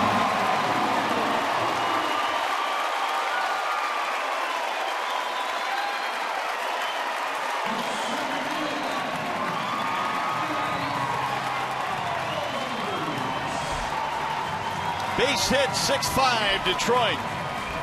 Wilhelmsen did what you're taught to do. You go over to the ball. If you can't get it, you simply continue to go to the bag. He was on the bag, but Morrison, the first baseman, not able to get the ball out of the glove cleanly and get it to Wilhelmsen. Therefore, Romine gets a base hit and an RBI.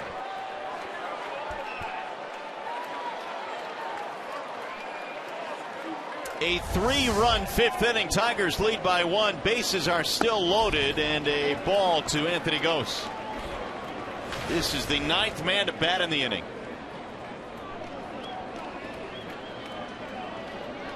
So Shane Green is off the hook for this one. Gose is 0 for 2. And a foul straight back. 1 ball, 1 strike.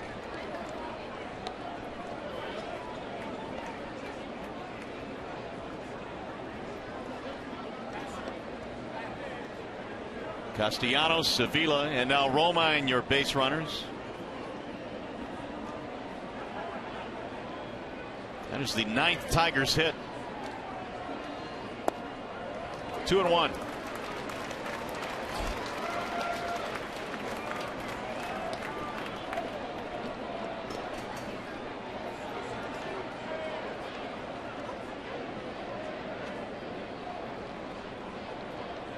Mariners had a lead late last night. They coughed it up. They've coughed up an early lead here today. Swing and a miss. 2-2 on Gose.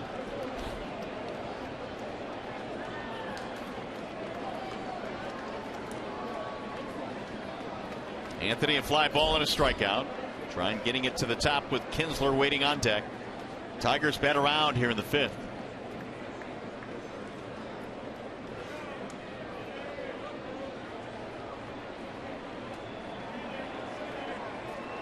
Here's the 2-2. 3-2 with nowhere to put it. He wouldn't walk in the run, would he? Well, we are moments away from finding out. All Lloyd can do is look.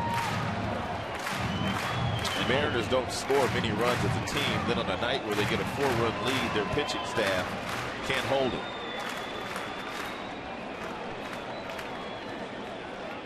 Three and 2 on Gose.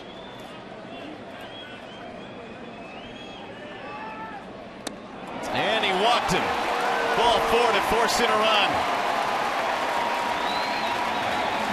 7-5 Detroit. Well, you knew when he came to the game because we told you as much. Of the 13 inherited runners that Wilhelmsen had been given, 11 have scored. Add 2 more to that.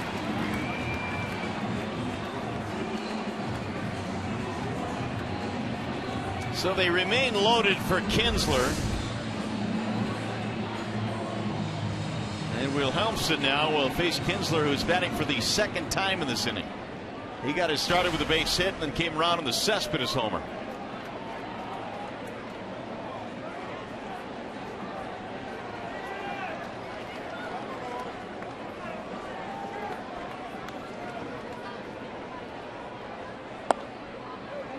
One ball, no strikes. Hitters this year hitting .382 against Wilhelmsen, and with runners in scoring position.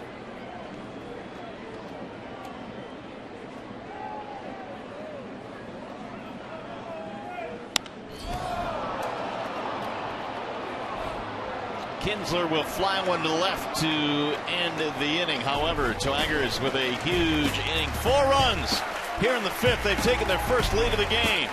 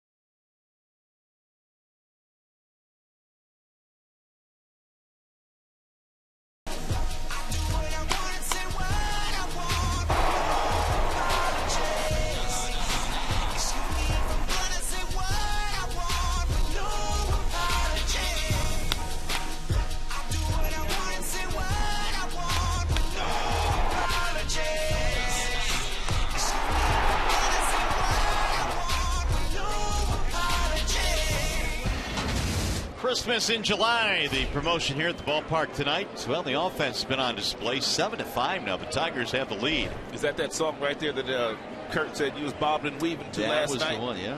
Oh, you like? No apologies. Well, go ahead, admit it now. He said I was bobbing and weaving, but I will dispute bobbing it. and weaving. I will dispute it. He said you bobbing and weaving. Never admit it. Brad Miller leads it off as we go to the 6th inning. And he fouls this one back out of play. Quickly 0-2 on Miller. Morrison and the Zunino 7, 8, 9 in the Seattle lineup. Blaine Hardy came on and got the only out he needed to get in the 5th inning. Just continues to get it done. Here's a ball in the dirt. 1 ball, 2 strikes on Brad Miller. Logan Morrison lurking on deck. Miller an RBI single in this game.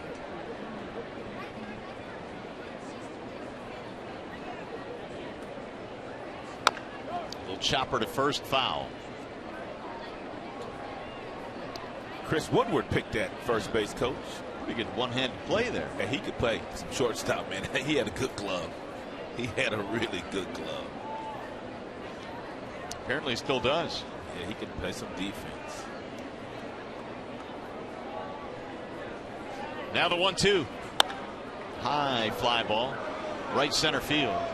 JD long run for this one. So is Ghosts. He's going to get there though. One out here in the 6th. Time for a game break. Johnny Kane.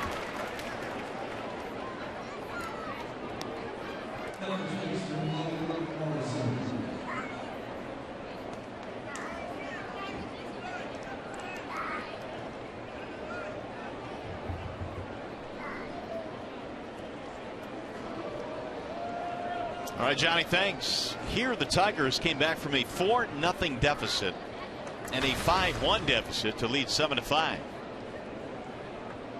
Logan Morrison 0 for 2, strikeout, flyout. Drilled back up the middle. Kinsler can't get it. Base hit. Morrison is on with 1 out. Well, time now for you to tweet your strongest fan photo. Use hashtag Detroit Data Strong Fan. You just might see yourself in an upcoming broadcast. Brought to you by T-Mobile.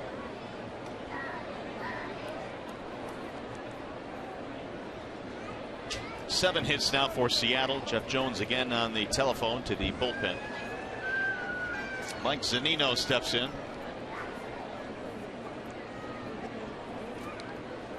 Fly out, pop out. Strike one. Zunino was the 3rd overall pick back in 2012. A couple of pretty good players went ahead of him. Carlos Correa, who's now with Houston. Byron Buxton with Minnesota. And then Zunino was 3rd. There are a lot of teams in Major League Baseball that were that high on Zunino. If the Mariners hadn't taken him, he was still going to be a top 5 pick.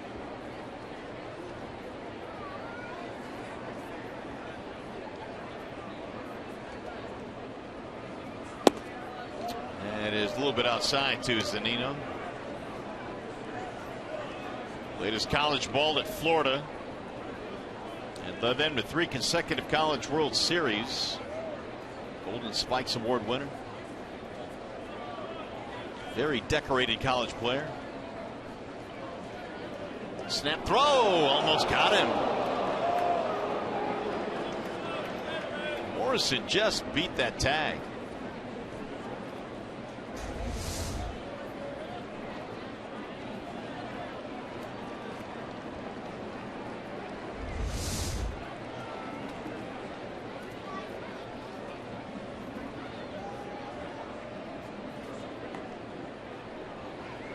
Now the 1-1. Strike on the inside part of the plate. 1-2 on Zunino.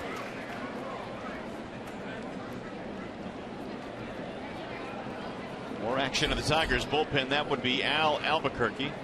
Hardy looking for the ground ball off the bat of Zunino. Something off speed down, might just get the 6-4-3 double play. You know he's going to pull it. He pulled it all right. Yeah, he did. To the gap in left center field. That's going to go to the wall. See if this gets a run in. Nope, they're going to hold the runner at 3rd base, and Zunino has a double. 2nd and 3rd with 1 out. And that might be the worst pitch by Blaine Hardy of the pitch sequence to Mike Zunino, the catcher, batting about 170 coming into this at bat. It's a breaking ball that he just does not release at the proper area, and it was sitting on a tee for Zunino.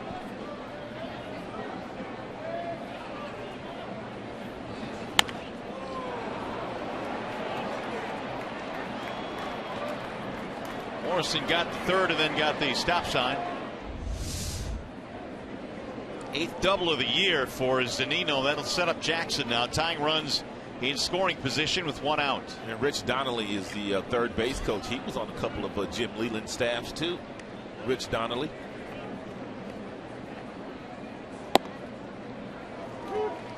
Donnelly, one of those baseball lifers, man. A guy that topped out in the minor leagues, but he's been in the game a long time. He was also with Jim Leyland out in Colorado when Jim was managing in Colorado. So a lot of these guys are intertwined together. Jewett, we told you about him earlier, Lloyd McClendon's bench coach. He was in Pittsburgh with Lloyd and Gene Lamont. Flare to right field. That'll drop in. Base hit. This will get 1 run in. Zunino goes to 3rd. Now it's a 7-6 game. That is a nice piece of hitting by Ajax.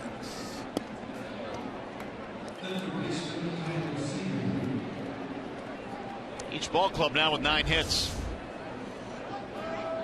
It's a breaking ball inside that Jackson just fights off the opposite way.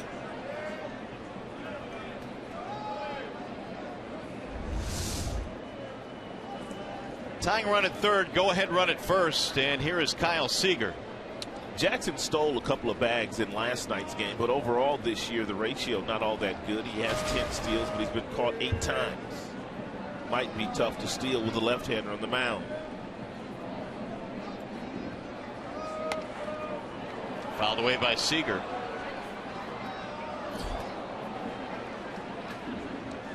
Single fly out, pop up. Back and forth we go. This has been a seesaw affair here tonight. Seattle trying to tie it up again.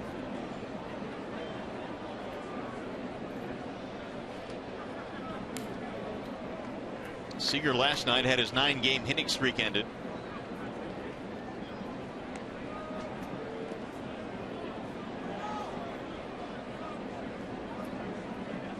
Seager also had another streak ended earlier in June. He had played in 192 consecutive games before he got a day off on June 8th, ending that streak.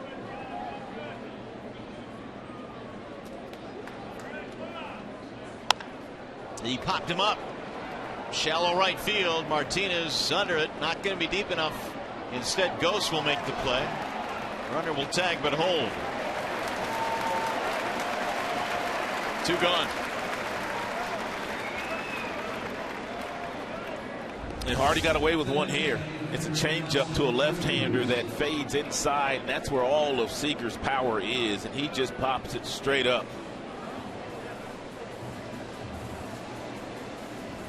With Cruz coming up, that's going to be it for Blaine Hardy. Brad will go to the bullpen, bring in Albuquerque. We will be back.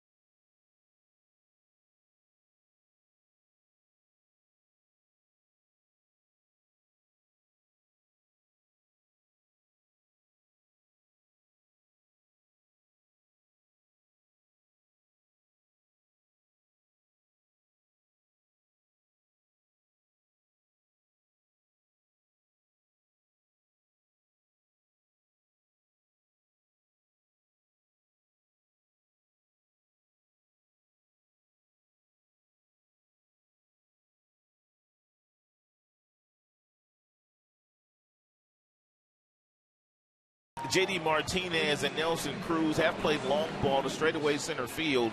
Both balls hit over 455 feet. 455 on the nose for Cruz, and JD Martinez, he hit his 466.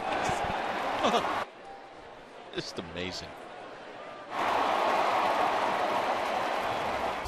Well, here's Cruz now against Albuquerque, and he looks at ball 1 up and in. Whatever you do, if you're Albuquerque, do not hang the slider to Cruz. Albuquerque pitching in his 41st game. He's averaging a strikeout per game. 21 base on balls. The ERA 3.29. Meanwhile, the runner goes, and an easy steal for Jackson.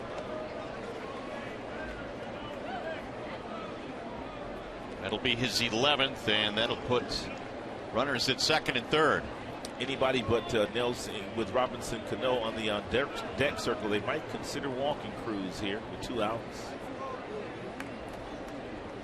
Here's the 2-0.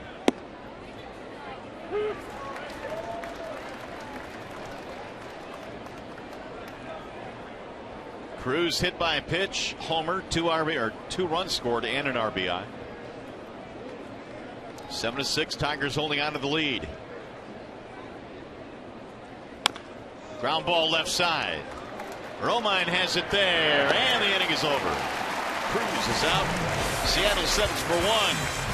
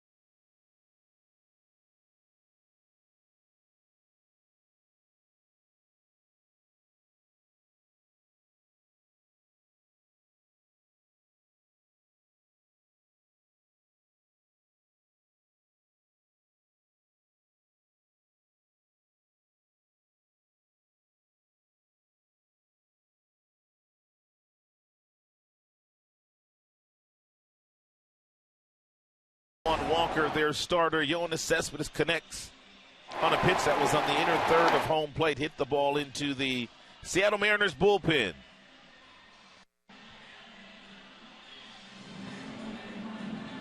Well, the Tigers had that big inning to take the lead. It'll be Cespedes to lead it off in the 6th. 2-run shot tied the game. Tigers would go on to get 2 more in that inning. Power against power here. Wilhelmsen has a real good fastball, gets up to 96, and Yoenis, outstanding fastball hitter. First one is hit for a strike. Cespedes, then Victor, and then J.D. Martinez.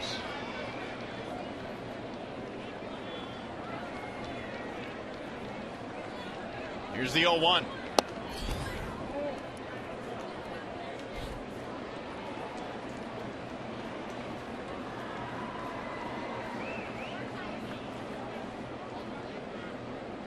Rollins came out of the 5th, and Wilhelmsen checked it, and he did not go. 2 balls, 1 strike.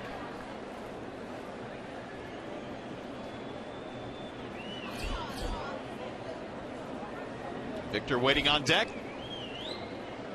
We're in the bottom of the 6th, 7-6 in favor of the Tigers. Game 2 in this series.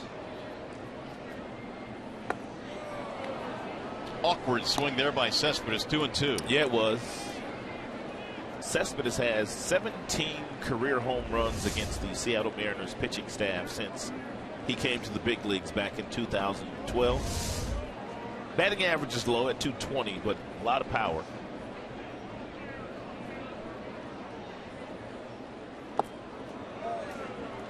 No other player in baseball has hit 17 home runs against Seattle pitching since Yoenis arrived on the scene.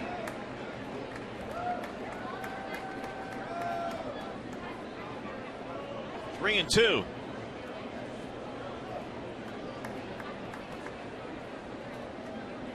And Wilhelmsen walked him. How about that? He didn't walk him, did he? He walked him. No, he didn't. It's a walk. No, he didn't walk him. It's been 32 plus games since the last walk for Cespedes. June 10th. I think they had to point him to first base. How about that? So Cespedes is on to lead off the sixth. We were lobbying for that walk, though, weren't we? We were. And we got it. So now here's Victor Martinez. He was hit by a pitch which turned out to be a big play in the third because it extended the inning. And then JD hit his mammoth home run. Ball one. Zunino behind the dish has a really good throwing arm, quick release, outstanding arm, but Will Helmson is really slow in his delivery. And if you're Yoenis Cespedes, you might be able to exploit the weakness of Will Helmson not being so quick at getting the ball to the catcher. Go ahead and steal a base.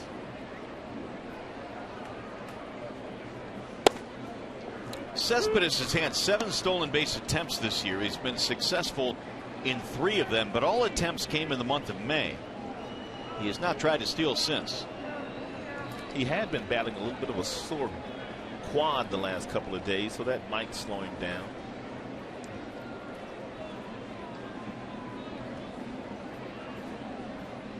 Now the 1-1. 1-2 on Victor Martinez.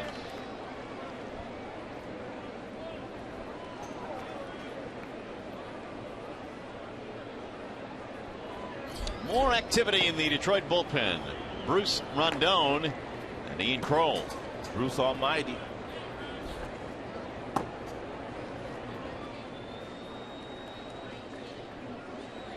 The 1-2. Victor taps one foul.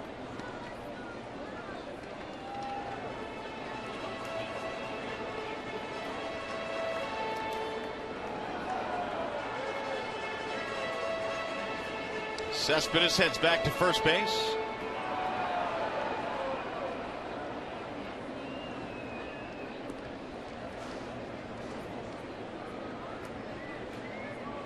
Will Helmson went through a really rough stretch from mid-June to early July in which he gave up 11 hits, walked 6, and allowed 9 runs in a little over 6 innings of work, which got him a trip to the minor leagues. Yeah, he had to go down for a tune-up. Little chopper back up the middle, may have been redirected. This will be a double play ball. 2 gone.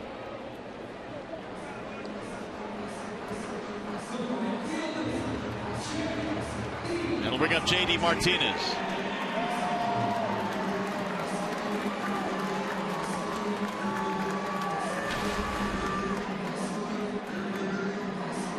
So Martinez has been on base all 3 times. Single homer reaching on an air. He has scored 3 times. And the air that was given to Seager in his first appearance today, plate appearance for JD, could have gone either way. Yeah, it was hit so hard that it could have been ruled a hit. That's going to get back into the seats despite the fact that Morrison climbed the tarp. He's going to need more than the tarp to catch that one. 0-1.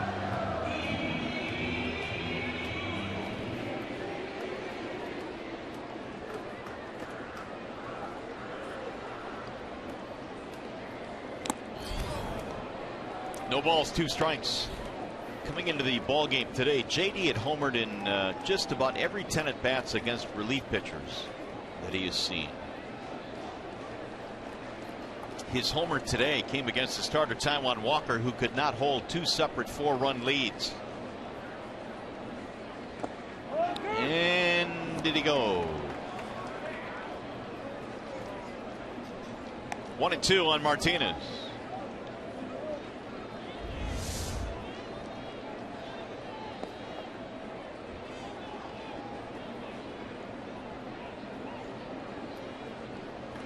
Chris Guccione said he held up. Here's the 1-2.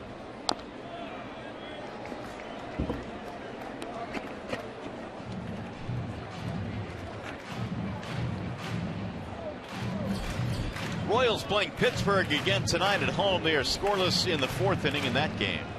Tigers came in 9.5 back in the Central Division.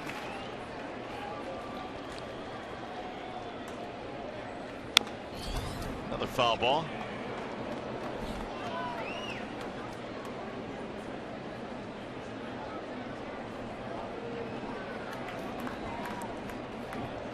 Helmson came on in the 5th inning.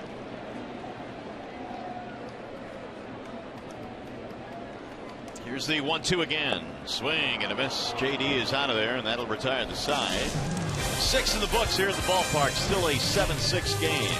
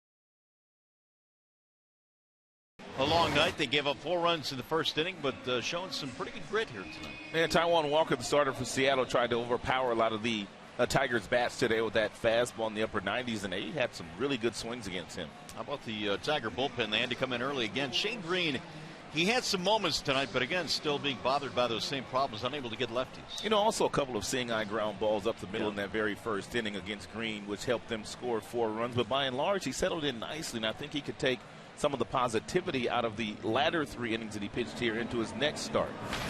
So the Tigers now will bring in Ian Kroll, who will take over in the 7th inning. And lots of left-handers still in the starting lineup for Lloyd McClendon. Therefore, Brad going to use a couple of left-handers out of his bullpen. We've already seen Hardy. Now it's Kroll's turn to keep the score right where it's at.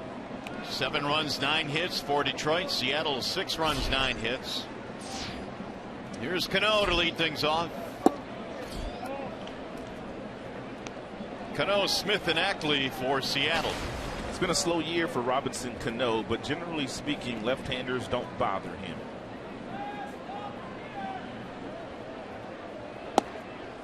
That's in there for a strike. 1-1.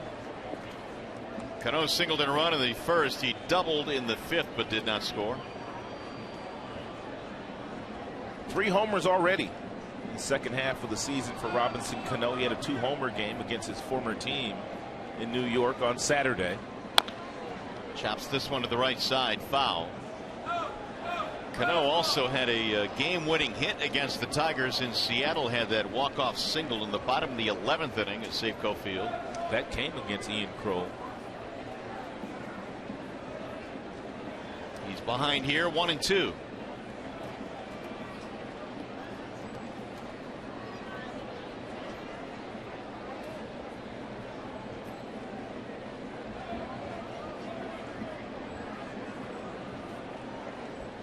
Oh, a check swing, trying to get out of the way, and that ball came up and in on Cano and hit him in the bat.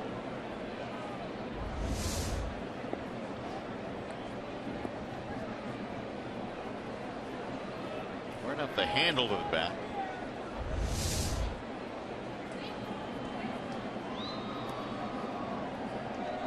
Kroll follows Hardy in this game, or Albuquerque, I should say, followed Hardy. High pop up, shallow left field, Romine back, Cespedes in, and Yoenis with the catch. 1 out. We're going to make that our bell tire pitch by pitch, and how Kroll was able to get out one of their hotter hitters as we speak. Fell behind him, was able to throw 2 quick strikes, 1-2 now the count. Fastball inside, followed by a breaking ball that Cano got underneath and flew out to left.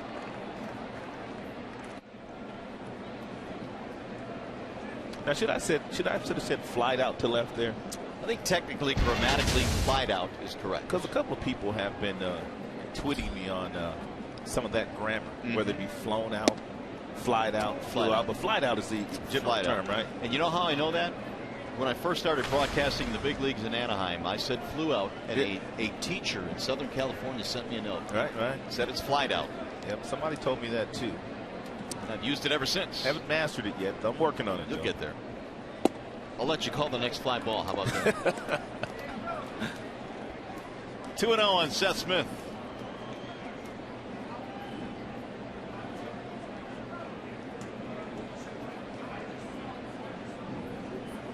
Kroll now with the 2-0. That's in there, 2-1.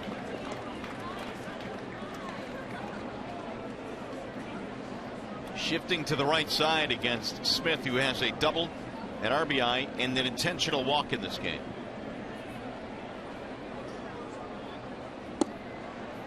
Two and two on Smith. Good firm fastball there at the knees, thrown by Kroll at 94 miles an hour.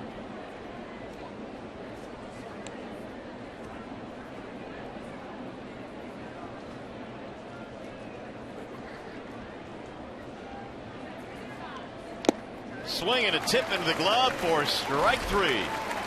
2 gone.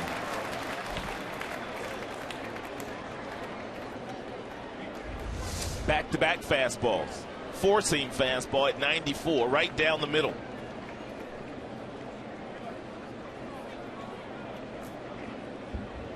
Here comes Brad Ausmus now. Kroll took care of Cano and Smith. Trumbo has picked up a bat and moved to the on-deck circle.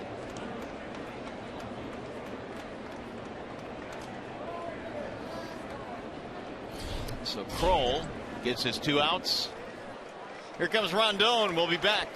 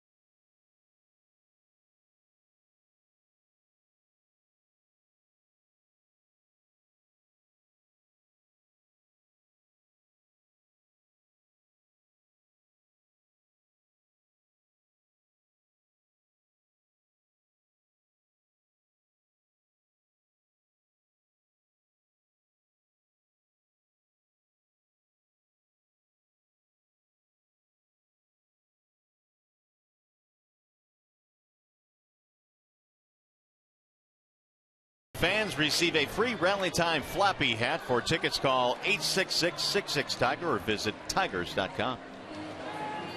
There's a Santa Paws on Christmas and July night here at the ballpark. Right. Santa Paws have any gifts he's handing out, or is he just taking photos? Taking photos, kissing babies. Well, here we go with 2 outs in the 7th inning. Tigers have gone back to the bullpen. Bruce Rondon coming in. And he will face the pinch hitter, Trumbo. Trumbo batting for Ackley. Ball 1. What in the world has happened to Trumbo? I don't know, man. When he came up with the Angels, I mean, this guy was hitting 30 homers a year. I mean, he was hitting them a long, long way. Dangerous bat. Well, he was injured most of last season with some fractures in his foot. Here's the 1-0. Out in front that time, couldn't pull the trigger. 1-1. He was as good as 36 and 100 in a season with the Angels.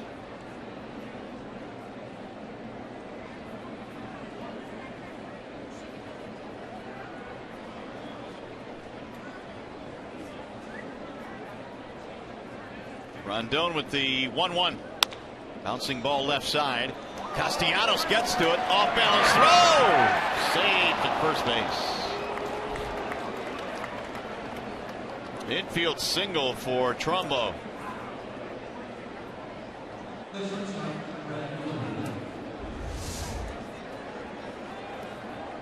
You wonder if Romine's able to make this play, and if Romine does make the play, is it an easier throw for him than it was for Castellanos? The only thing I question is Romine would have been about, I don't know, 4 or 5 steps to the outfield grass. It's a great point. But yeah, Nick really had to struggle to get something on that throw. Rondon thought he had him out. So Trumbo finds a hole. Here is Brad Miller. Ball 1.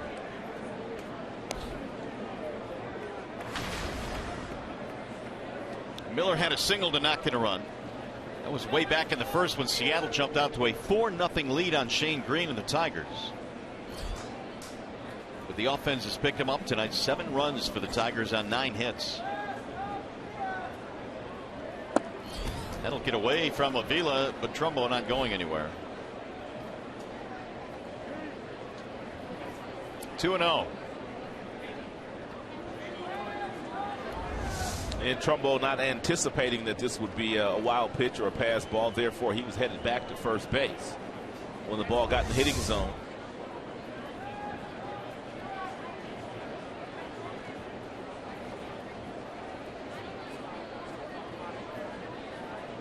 So Bruce has fallen behind here. Tying run at first base.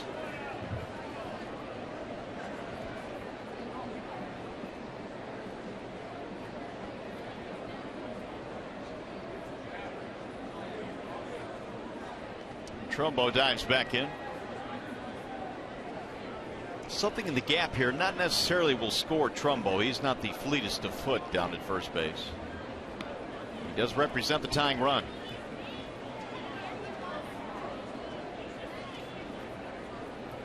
Rondon, Kroll, Albuquerque, Hardy out of the bullpen tonight for Detroit.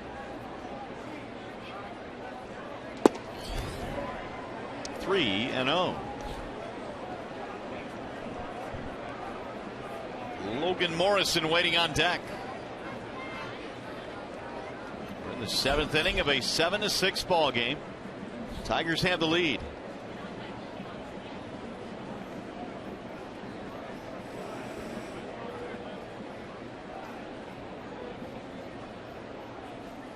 Way outside, he lost him on 4 straight. Single and a walk greeting Rondon here in the 7th. It's going to bring Josie out. Now the tying run moves into scoring position.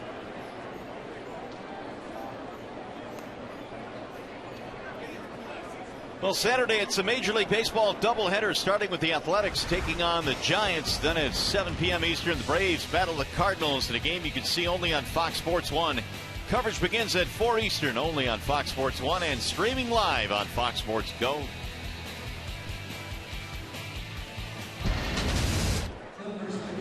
Now we'll get a pinch runner out there at second base. Trumbo will be taken out of the ball game. Chris Taylor will come on a pinch run at second.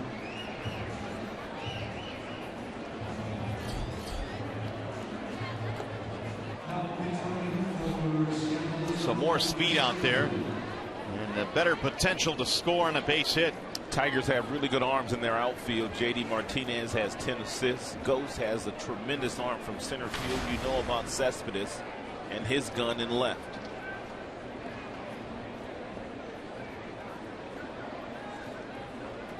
So here is Morrison. Single flyout strikeout. Kroll got the first 2 men in the inning, and then Rondon came on, gave up an infield hit and a walk.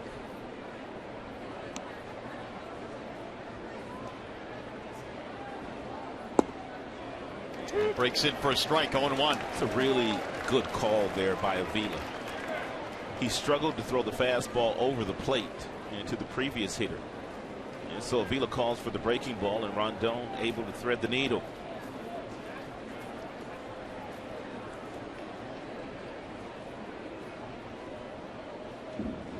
Here's the 0-1. Morrison does have power. In fact, he has more home runs already this year than all of last year. Neftali Feliz warming up in the Detroit bullpen.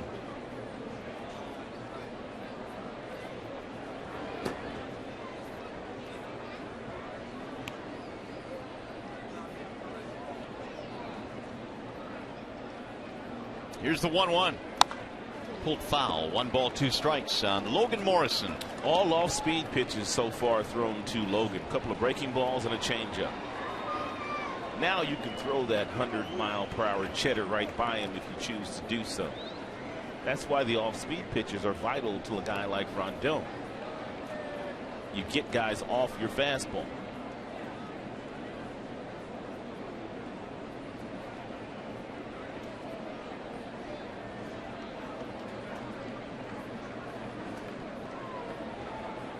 Here's the 1-2.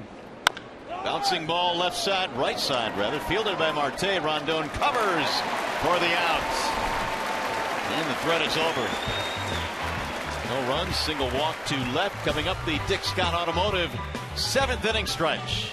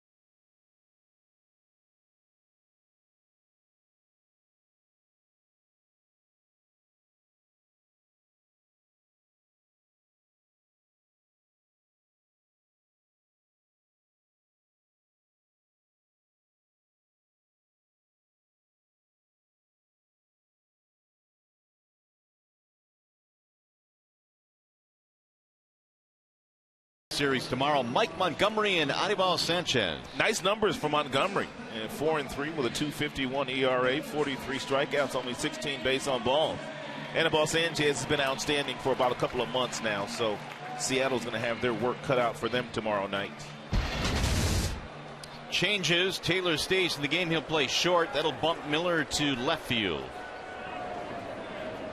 In the meantime, Wilhelmsen goes back to the hill, and Marte leads it off here in the bottom of the 7th.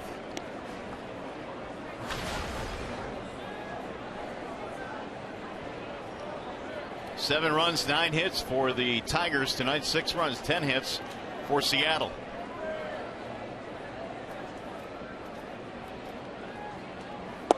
Wilhelmsen throws a strike on the inside part of the plate. 1-1. Marte pinch hit in the 5th inning, struck out, hitting for Mark Krause.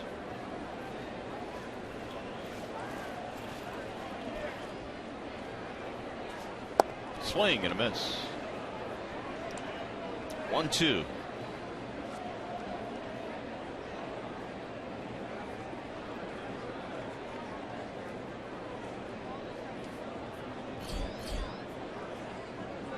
Castellanos will follow, then Alex Avila here in the home half of the 7th.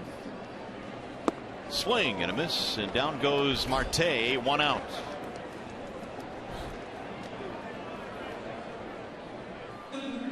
Well, as promised earlier in the game, we have selected the Data Strong fan photo of the game. Tweet your strongest fan photo to hashtag Detroit Data Strong Fan. You'll have a chance to be featured in an upcoming broadcast brought to you by T-Mobile.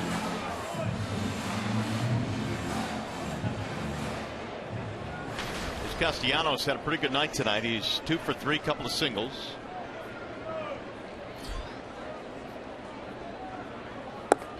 Ball 1. 95 from Wilhelmsen, which darts low and away. He had a rocky 5th inning when he came on in relief, but faced only 3 in the 6th.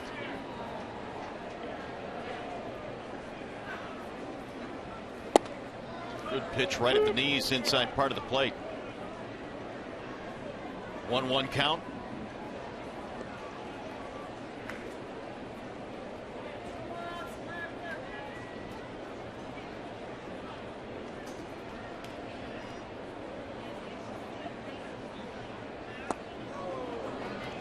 Big looping swing there from Nick. Slow curveball there thrown by Wilhelmsen. First one we've seen. Most of his breaking balls have been sliders.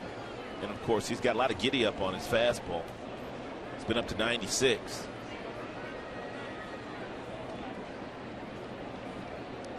Here's the 1-2. Thought about it.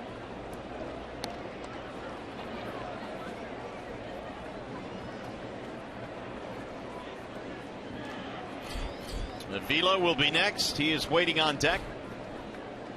Castellanos now at 241.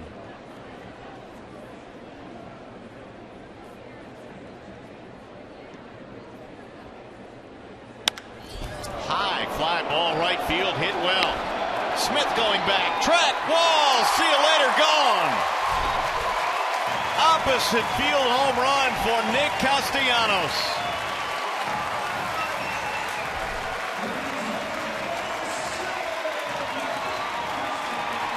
And that's a big one. 2-run game now.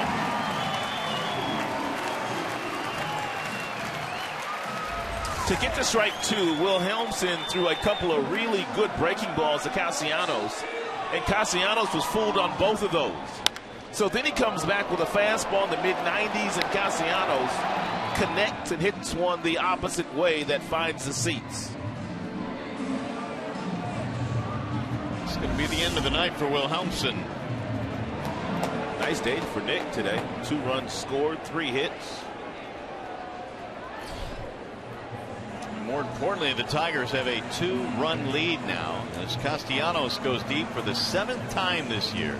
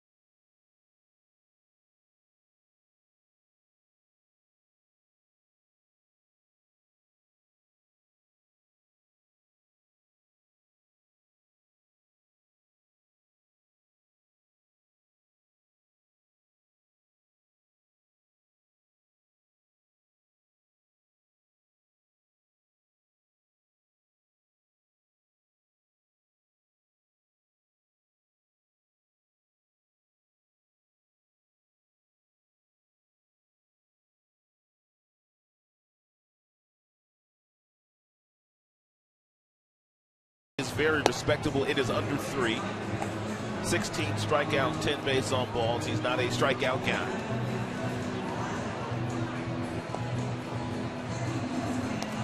Both teams have gone deep into the bullpens tonight. Yeah, both managers have been very busy trotting out to the mound, summoning bullpen pieces. Beimel, the latest for the Seattle Mariners. Well, we have a moment. Let's check in with the game breakdown. Here's Johnny Kane.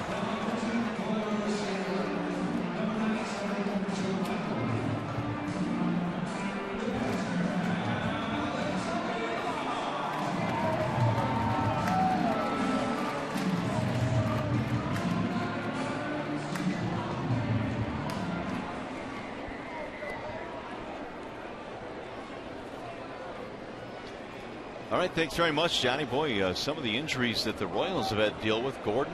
Yeah, how about Ventura going to the bushes? Yeah, he was their opening day starter. So now Beimel facing Avila.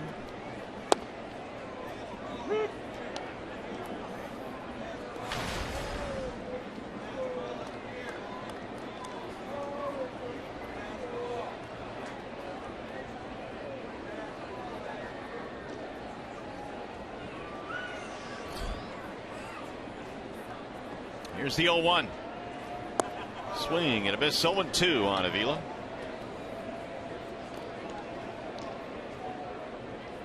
Royals and Pirates tied up in the 6th inning. No score. Here's former Tiger Fernando Rodney heating up. A couple different fastballs for Beimel at 2s and 4s. That would be 4-seamer, 2-seamer. Curveball, slider, occasional changeup. That's about as much as he can get on this fastball, 90 miles an hour. And that was just a show pitch to Avila, only to get back to the breaking ball. RBI single and a walk tonight for Avila.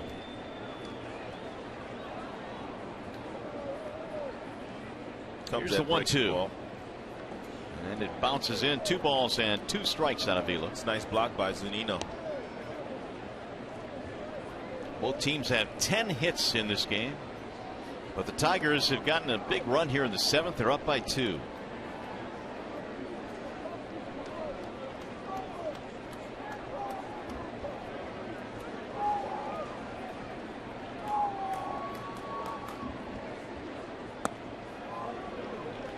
Three and 2.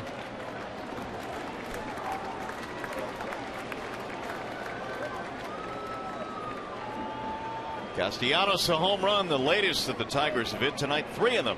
They have hit a lot of home runs this year against Seattle pitching. A ton of them.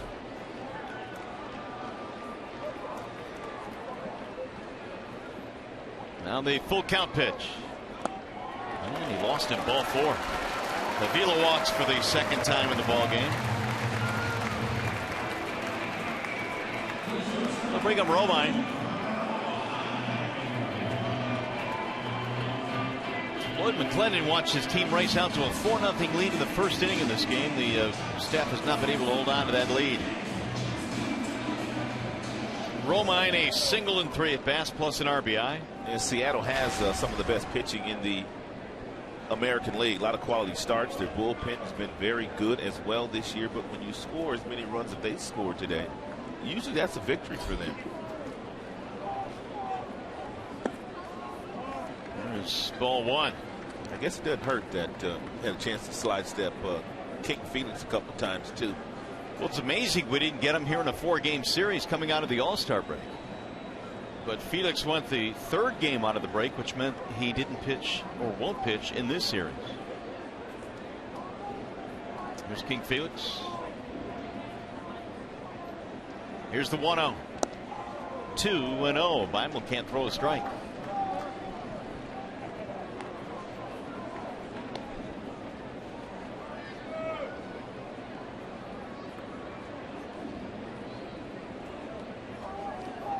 Felix has got some bling tonight, doesn't he? Yeah, well, he's earned it.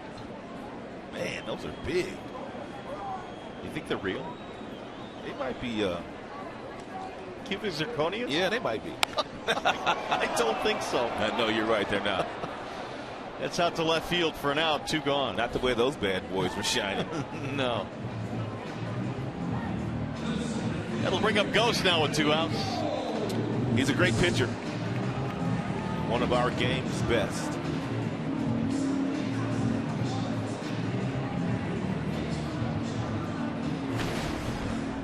Bases loaded walk to Ghost in the 5th inning, forced in a run. Anthony got his 16th RBI. Been a pretty good month of July for him. He's perked up again, 368 coming in this month. Swing and a miss. And this was on the heels of a 169 month of June.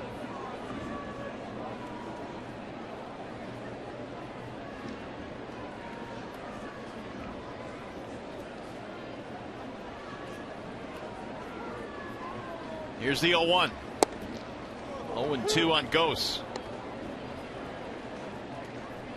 Tigers, any way you slice it, are going to have to deal with Cruz and Cano at least one more time. Here is Phillies warming up in the Detroit bullpen. They'll have 9-1-2 coming up in the 8th. 1 ball, 2 strikes. King Felix, his next start is going to come against a team that really cost him a Cy Young last year, the Toronto Blue Jays. The Seattle Mariners made a trip to Toronto late in the year last year, and I think he gave up about 6-7 runs, and that pretty much cost him the Cy Young, which went to Corey Kluber.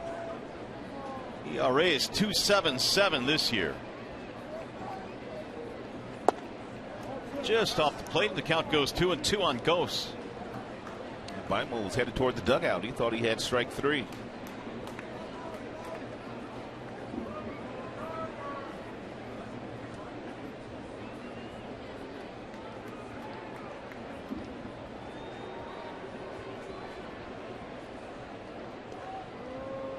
Chase Avila back. We're in downtown Detroit tonight at Comerica Park, where the Tigers are taking on the Seattle Mariners in Game 2 in the series. Mario and Pemba, Rod Allen, we are glad you are with us here tonight. Here's Beimel's 2-2. Up and in. 3 balls and 2 strikes on Anthony Ghost. So that'll mean Avila will be on the run. Kinsler waiting on deck.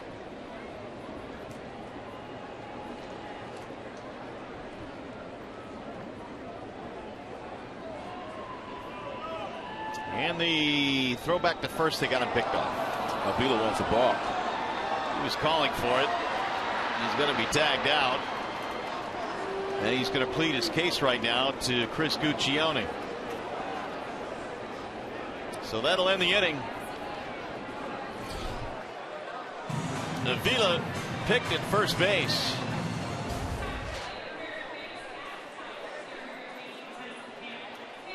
That's a ball. That knee crossed the plate, I thought. That's what Avila thought. Castellanos is over to make it a 2-run game.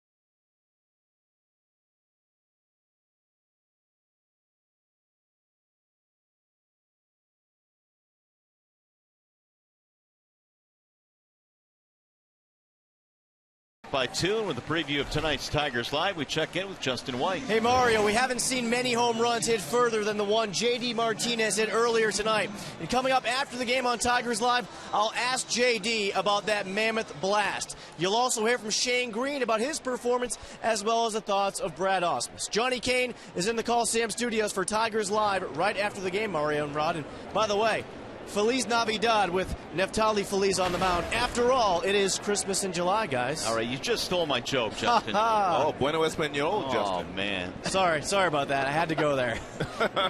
Bueno espanol. All right, we're going to the 8th. It is Mike Zunino leading it off. Zunino, Jackson, Seager against Neftali Feliz. 2-run game now. Each team with 10 hits in this ball game tonight. Here's the 1-0. Lifted foul back out of play. 1 ball, 1 strike.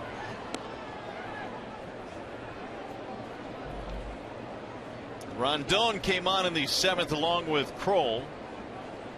Now Feliz. He was let go by the Texas Rangers. And the Tigers snatched him up. Swing and a miss. 1 ball, 2 strikes. He said he was looking for a fresh start. He had always admired the way the Tigers had gone about their business, their players. Always a really good product on the field. A lot of great fans here in Detroit. It's a nice destination for a lot of players. Well, he was designated for assignment by the Rangers on July the 3rd. And decided he wanted to become a free agent. Felt he could pitch at the big league level. At one time, he was clocked with a fastball at 103.4 miles per hour. That was back in 2010 when he was with the Rangers as a rookie. Here's the 2-2. Swing and miss. Still has a good fastball. Fastball gets up to about 96, 97 these days, but it's this pitch right here. That's going to be a good one for him. Slider at 83. Comes off the fingertips nicely. Had Zunino fooled and out in front. Top of the order now, Austin Jackson.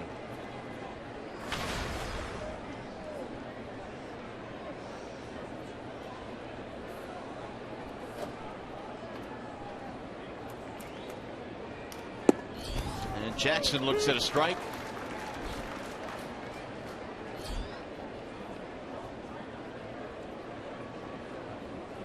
Austin Jackson is a free agent after this season is over, so he'll have an opportunity to hit the free agent market and decide where he wants to play the next number of years. In fact, these two guys right here, Feliz and Jackson, were 1 and 2 in the Rookie of the Year voting back in 2010. Yes, they were. Feliz won it over Austin. Brendan Bosch was 5th that year. He didn't come to the big leagues until like what, mid-May? Yeah. Here's the 1-1. Foul straight back.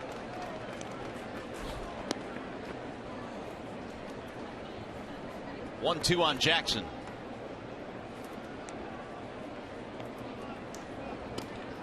Austin that year hit .293 as a rookie. Stole 27 bases, knocked in 41, played great defense, but he finished second to Feliz. Stellar defensively.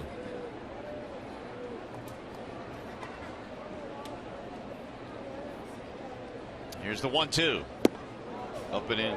I had heard some rumors that Austin had lost a step in center field, which is a natural thing for guys as they get a little older. But, you know, talking to some Seattle people here today, they say he is covering as much ground in center field as he always has.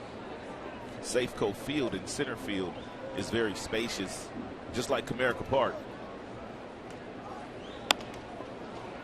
On the ground slowly towards short. Romine safe. Romine surrounded that ball in a leaping, lunging last step by Jackson. Yeah, really nothing that Romine could do here. Do or die fashion. Uses the glove, transfers to the hand, but Jackson, too much speed. That is a dangerous play right there when you lunge that far to get to the bag. A lot of times you'll see guys twist ankles That's why the base running coaches, they just simply tell you to run naturally through the bag. Now Kyle Seager, tying run coming to the plate here. That's the 11th Seattle hit. Ball one, and he spun a velo around.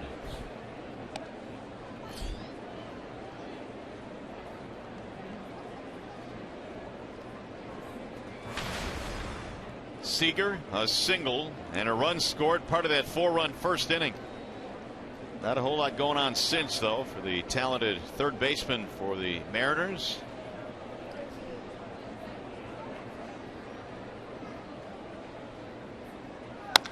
Pulled on the ground and through, just off the glove of Kinsler. Jackson will go to second and stop there, and Seattle with something going now here in the 8th.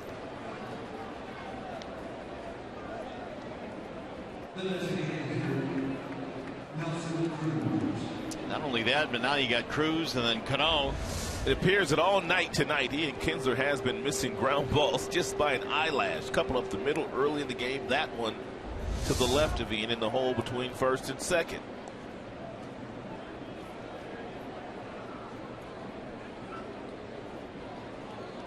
Eight of the 12 hits for Seattle singles in this game. Here's Cruz, who, well, he didn't hit a single, hit a long home run in the 3rd. And these two former teammates for a few years while they both were wearing the Texas Rangers uniform. Phillies and Cruz. 0-1.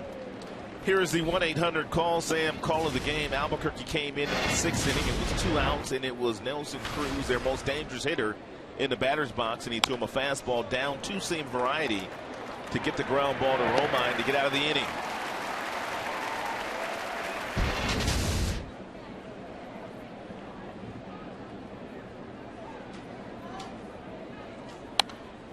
That'll get back out of play. 0-2 now on Cruz. Nelson's home run was his 22nd of the year. 10 of those came in the month of April. Nelson Cruz will chase a breaking ball down at the bottom of the strike zone, just as he did in last night's game to end the game against Joakim Soria. No mistakes here if you're Phillies.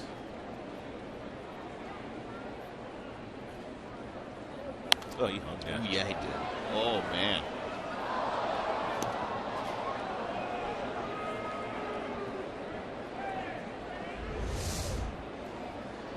Oh. Oh. He's already hit one 455 feet today. A mistake pitch that was not taken advantage of by Cruz.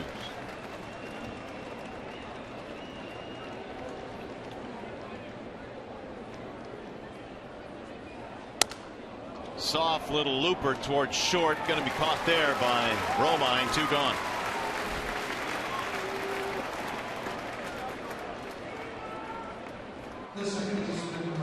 So here is Cano.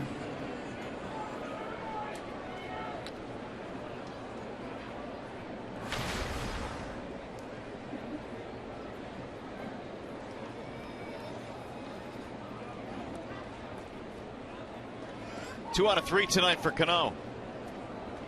He's also picked up a walk, single, double.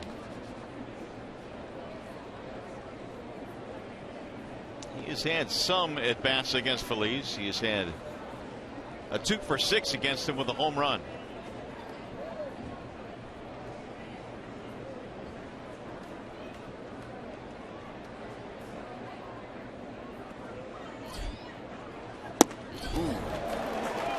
Power against power.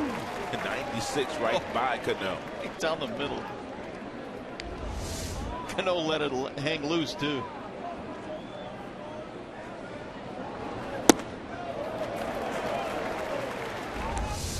One of the prettiest swings in the game for a left-handed batter.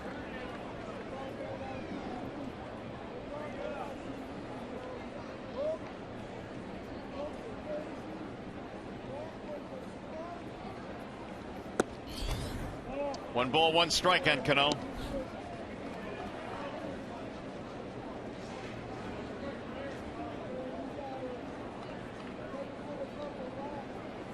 Phillies struck out Zunino to start the inning, then singles by Jackson and Seager. With 2 outs. Cano has the tying runs on the bases in an 8-6 game. We're in the 8th.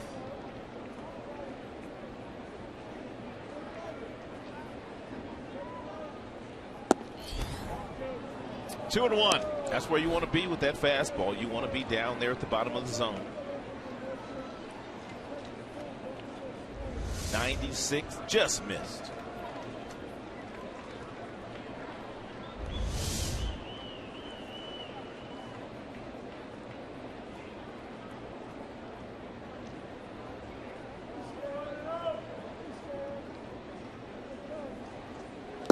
Cano swings through it, and it's 2-2.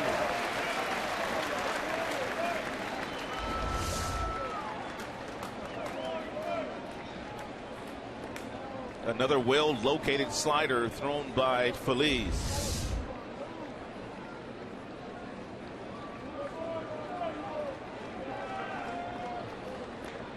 So Phillies 1 strike away from shutting down the 8th.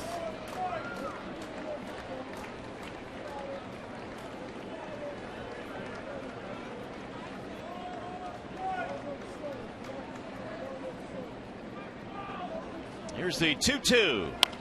Driven foul, back out of play.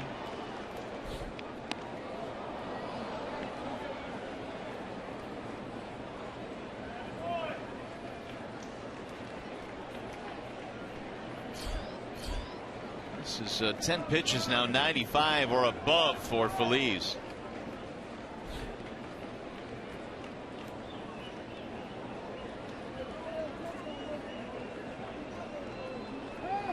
Now time called. Cano will step out.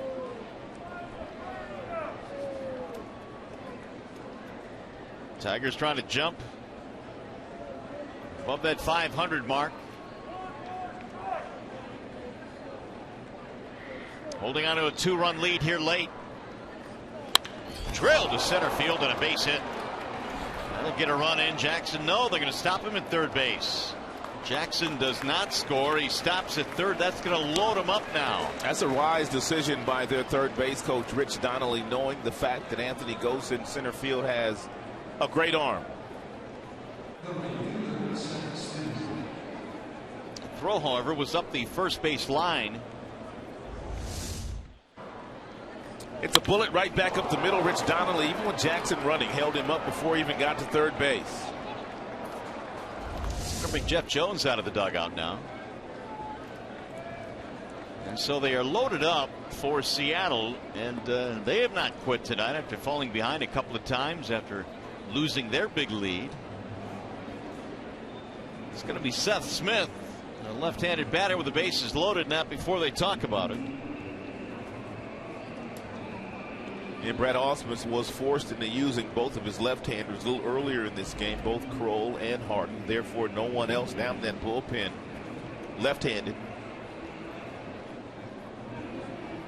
It'll be 13 hits now for Seattle. Here is Smith, who career with the bases loaded is at 327. Usually Seth Smith takes a lot of pitches. Averages 4 pitches per plate appearance, but we'll see what he does here with the bases loaded.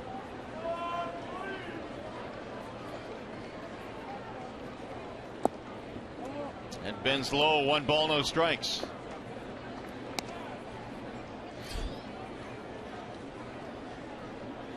So Feliz is over 30 or over 20, I should say, in this inning. 23 pitches. After striking out the first man he faced, Mike Zunino.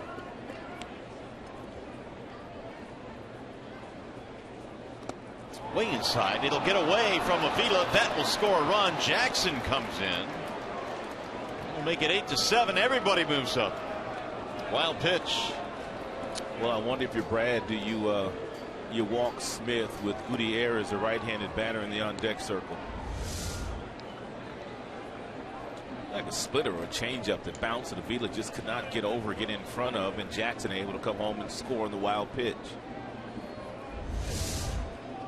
And they're thinking about walking him. I think they are. So Smith will not hit here. They will just give him first base and walk him intentionally. That will reload the bases. Franklin Gutierrez has moved to the on-deck circle, with Taylor due up next. And there's the intentional walk. This all started on an infield single off the bat of Austin Jackson. So now here's Gutierrez to pinch hit.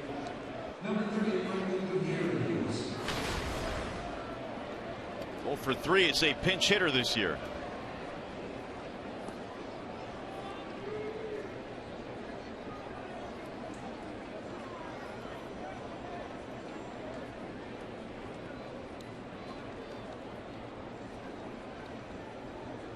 Seager at third, Cano at second, Smith at first. 2 outs in a 1-run game, 8-7.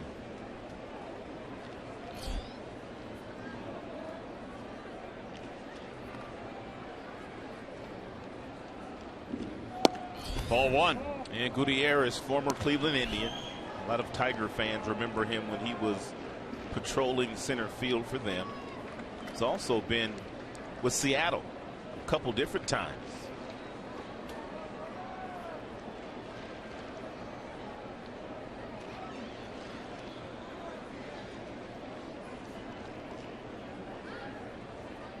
Phillies now with the 1-0 pitch. Swing and a miss. 1-1.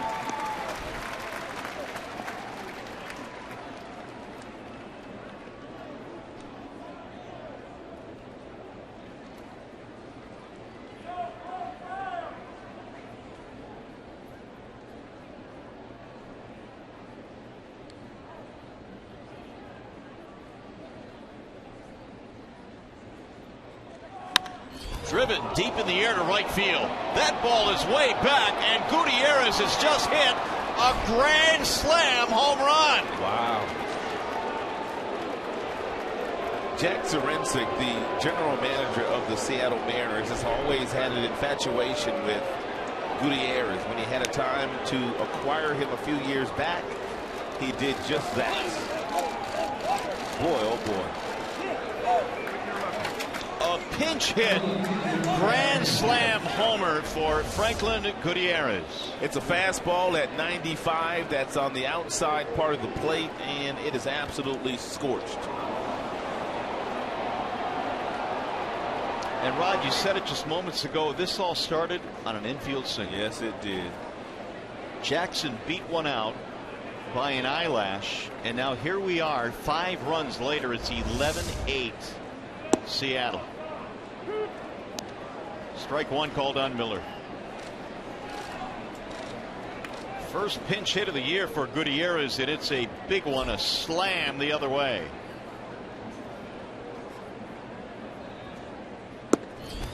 And it's in for a strike. 0-2 now on Miller. 5-run 8th.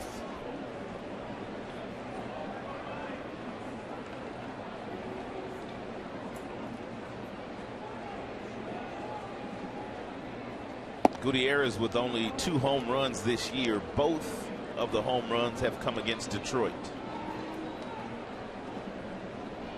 Gutierrez missed all of last year with an arthritic condition which kept him out of baseball, and he's come back with a bang against Detroit at least. He's always had a lot of power, and when he was playing for Cleveland, he was one of the best center fielders in the game. He covered a lot of ground. Strike called to get him looking. They send 8 men to the plate, and they score 5 times. All of a sudden now it's 11-8 Seattle.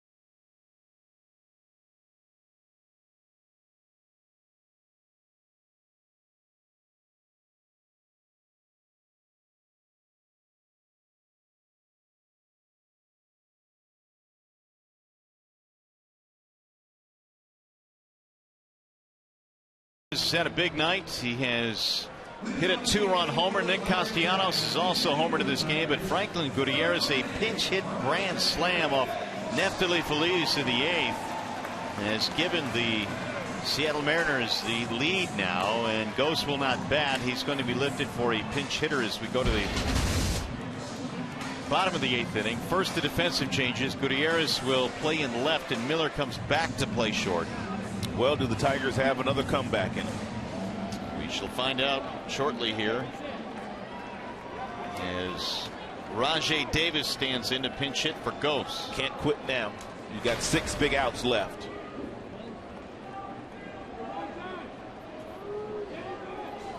And now with the announcement of Davis, they'll bring in Fernando Rodney, who has been warming up. So Beimel will not face the pinch hitter. There is the former Tiger, Rodney. So he will come in.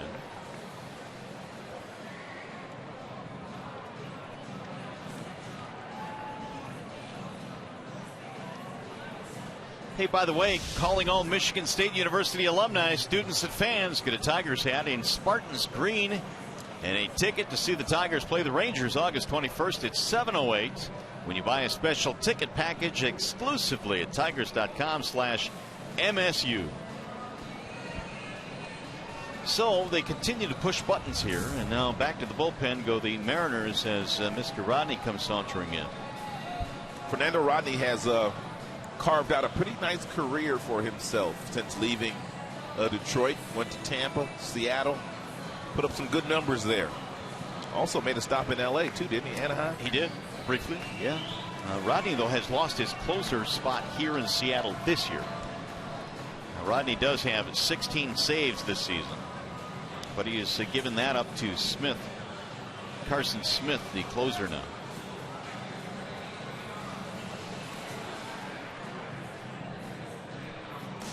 Tigers baseball on Fox Sports Detroit is brought to you by Comerica Bank. Raise your expectations of what a bank can be. When it's time, come to Comerica. Your Metro Detroit Chevy dealers. Visit ChevyDetroit.com. See why Chevy drives the Motor City. Wallside Windows, we can do that. We are the factory. And by 5-Hour Energy Shots. Have you tried great tasting 5-Hour Energy lately?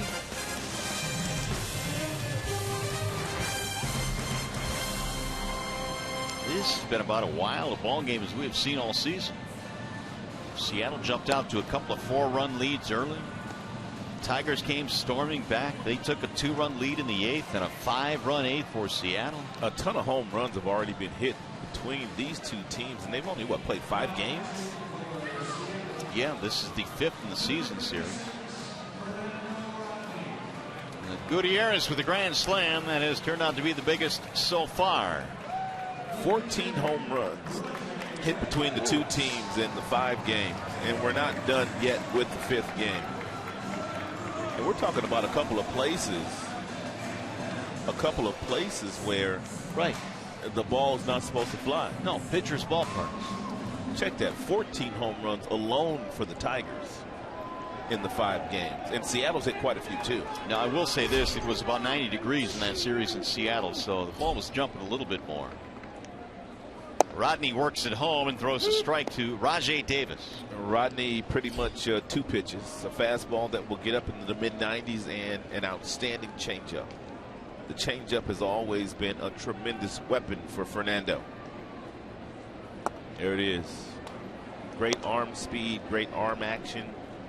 He throws it out the same window as the fastball, and it is very difficult to pick up. Not many right-handers can boast the same kind of changeup that Fernando has. Here's the 0-2. Swing and a miss, and he made quick work of Rajay Davis. He can tell you it's coming on many occasions, and as a hitter, you still can't hit it. It's a circle change. Great shot of the grip on that ball and the action it had.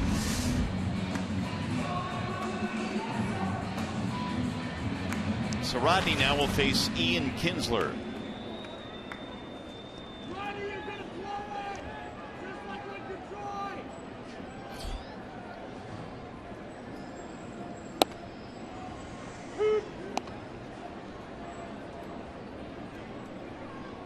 Ian tonight with a single and 4 at bats.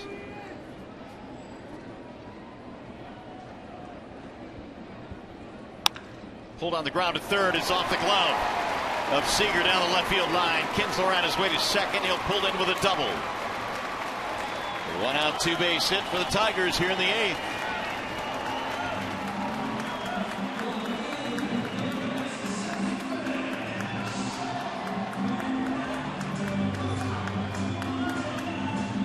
First double of the year for Ian Kinsler. He got one of those changeups at the bottom of the zone and hit it right past the diving Kyle Seager and gets to second base.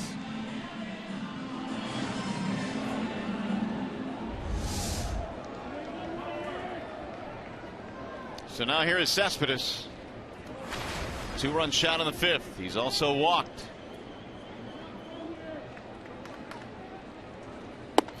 That's in for a strike. And July 7th, he connected against Fernando Rodney. And Yoenis Cespedes has hit 2 of the 14 home runs the Tigers have hit in the 5-game series so far.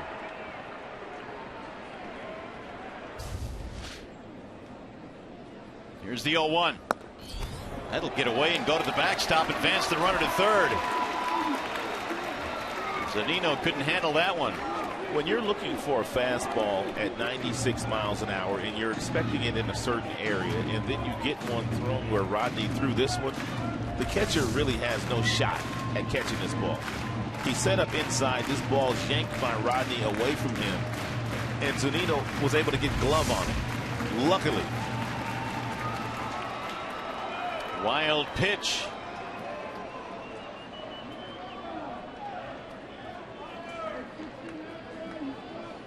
The 1-1. Another one in the dirt, this time blocked by Zunino.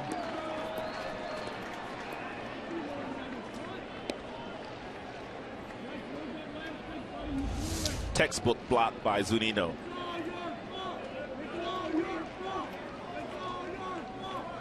Able to smother that baseball. As a catcher, you're not trying to catch it. You're just trying to smother, keep it in front of you. 2-2 on Yoenis. Fernando Rodney had 48 saves to lead the American League last year. He was an all-star for Seattle, had an ERA of 2.85. That one year he had in Tampa, one of the best years as a closer in the history of the game. The other year he was an all-star, and that was 2012 that you speak of. His ERA was 0.60. There's another one that gets away, and that'll score a run. And it's 11-9.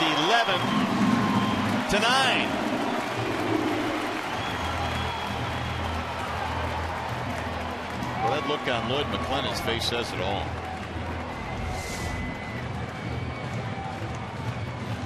Two wild pitches to get a run in.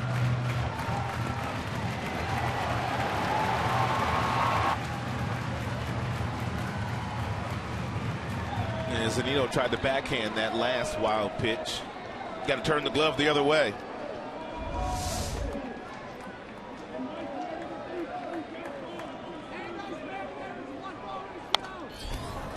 That'll get back out of play. 3-2 on Cespedes.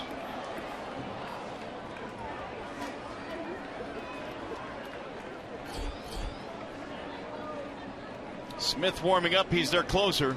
Coming into play tonight, Rodney had only thrown one wild pitch all season. Got him. Strike 3. Cespedes not so sure, but he walks away. 2 gone. 2 strikeouts now for Rodney.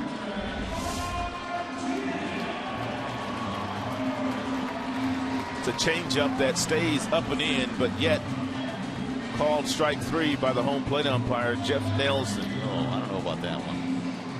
We saw Zunino snatch it back into the strike zone. That was borderline. So here's Victor now with 2 outs.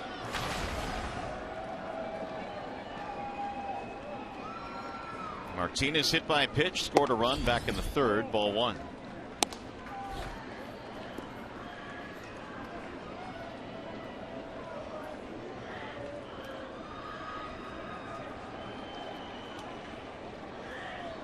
Carson Smith, their closer, is warming up.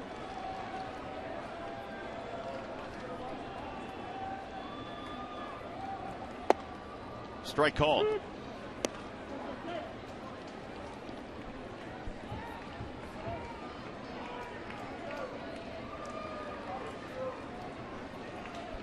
(11-9) Seattle. We're in the bottom of the 8th.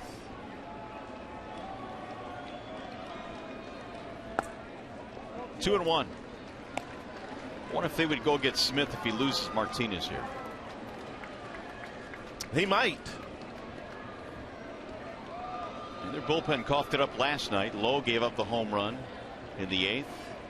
Don't quite know what Lloyd's theory is on 4-out saves for his closer. Good swing there by Victor.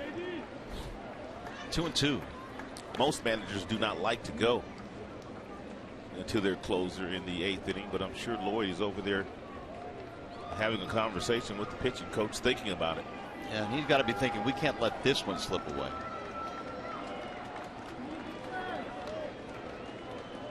Two and two on Victor Martinez.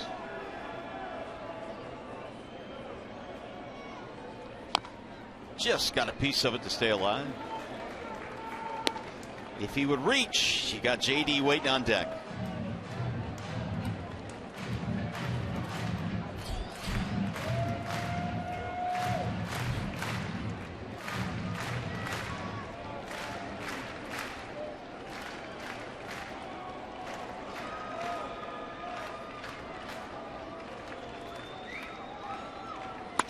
Line drive to left, base hit. Do it, Victor. Victor is aboard with a 2-out single, and that will bring up JD Martinez.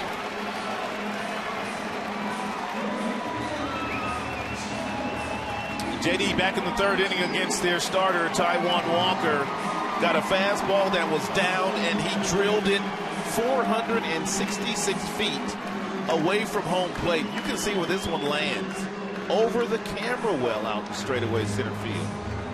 Well, looks like a 4-out save opportunity is going to be coming up here for Carson Smith, because that's going to be it for Fernando Rodney, who cannot get through the 8th. He threw a couple of wild pitches, allowing a run to score. And now in a 2-run game, the tying run coming to the plate for the Tigers here in the 8th. Yeah, Rodney just having one of those seasons where things just aren't going right for him. Just like one of the previous pitchers, Will Helmson, who has outstanding stuff, but also having a poor year. So Carson Smith, who threw 2 innings when he faced the Tigers on the 7th in Seattle, coming in to try and get the final out here in the 8th. And then 3 outs in the 9th. And JD now looking over the scouting report here. This will be the 3rd attempt this season for Smith to try to get a 4-out save. He is not right now 1 for 2. So he's done it once and failed once. Outstanding earned run average 1.93, 12 holds. The whip is under 1, 49 strikeouts, and only 6 base on balls. A tremendous whip.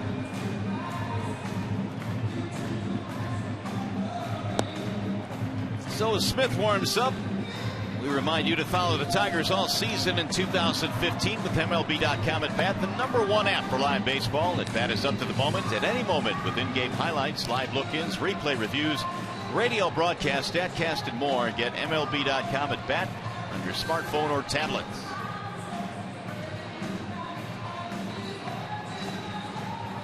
Right-hander Carson Smith. It's pretty much sinker slider, and thrown by Smith.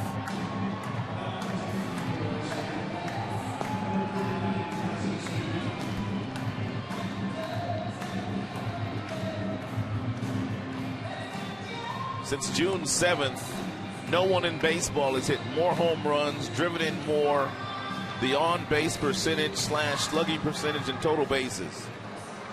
He is at the top of the list in the entire big leagues. One swing of the bat away from tying it up. Smith has a good sinker. You got to make him get the ball up. He's only given up 2 home runs this year.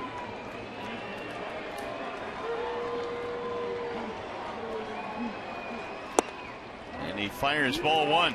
Some nasty sink on that 94-mile-per-hour fastball thrown by Smith.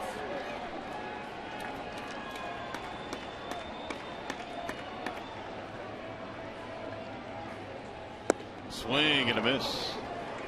94 with the two-seamer, comes back 84 with the slider.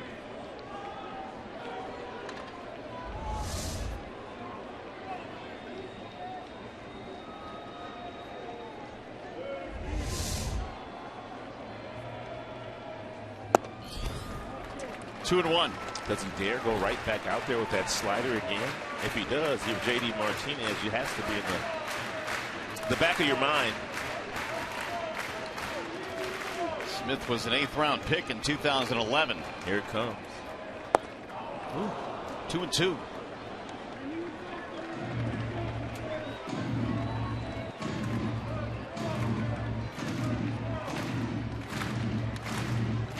Here's where JD has really been clutch. 7th inning or later since 2014. 21 homers.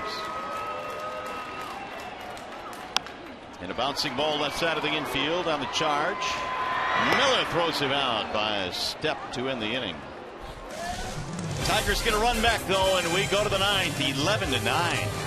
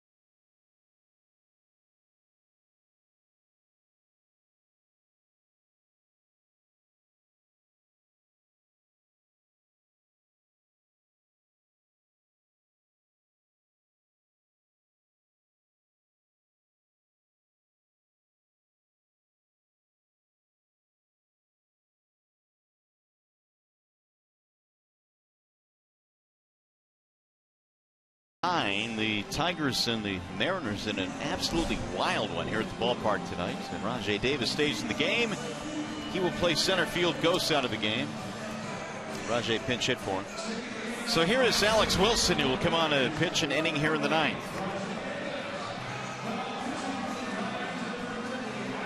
Logan Morrison will be starting things off for Seattle.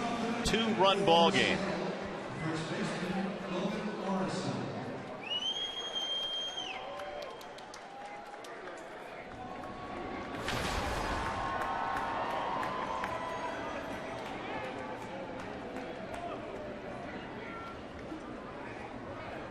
Single and a run scored for Morrison in this game. Phillies gave up the grand slam. That ball's hit to the right side. Kinsler has it on a hop, and on one pitch Morrison is out.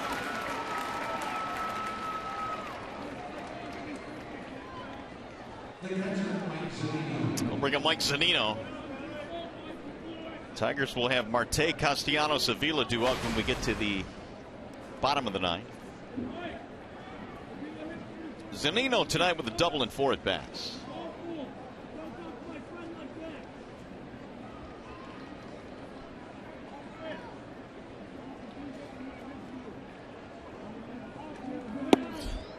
In there for a strike, 0-1.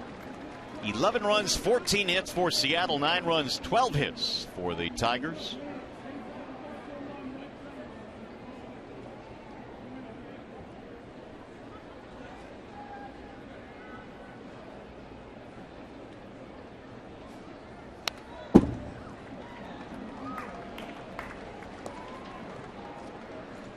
Oh, look at that.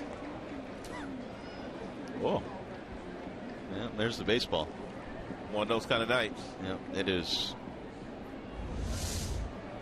We'll need the repair crew out here.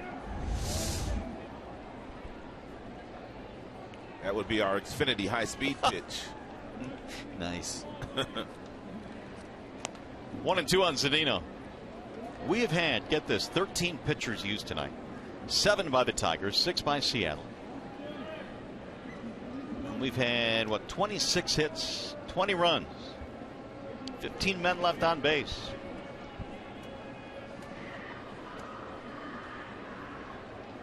Here's the 1-2. Zunino foul tipped it into the glove for strike 3. Zunino said it hit me in the hand. Jeff Nelson said no, it didn't.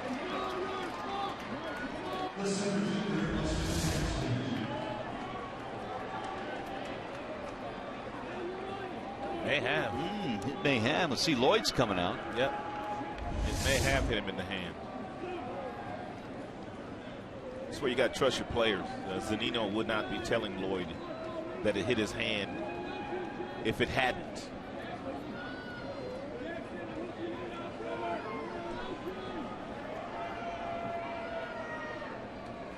Let's see what they're going to do here. What do you think? Did it hit him in the hand? I don't know. What do you think?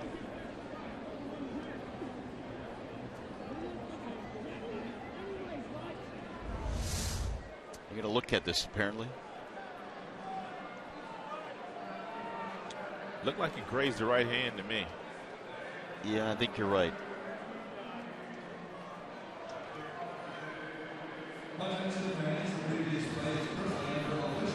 So they're going to look at this. Umpires will review it. And there's Zunino quickly reacting, saying that thing hit me in the hand.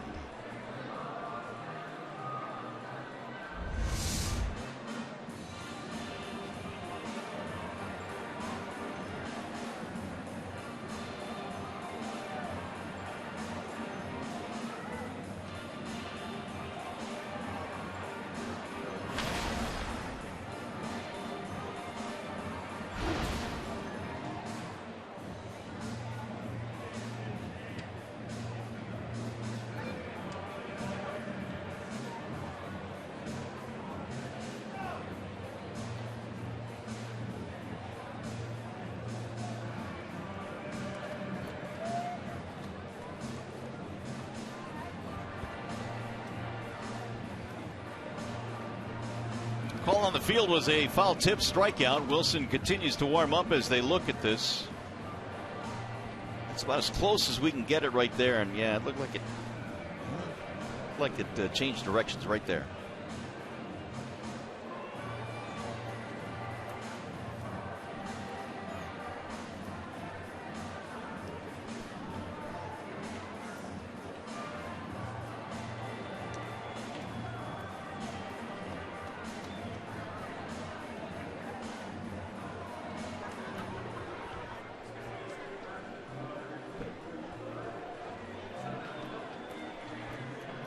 Jeff Nelson and Lance Diaz still with the headsets on, still waiting for New York to make a decision on this. Let's see if it's a strikeout or not. Would you happen to know the reason why Lance Diaz is in there? It's a good question. I was wondering that myself because it should be the home plate umpire and the crew chief. What's the call here, fellas?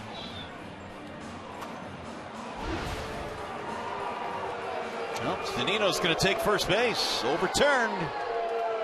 They got it right. And in the end, isn't that what they're trying to do? For sure. So it's a one-out base runner. We'll see how big of a play that turns out to be. Here is Austin Jackson.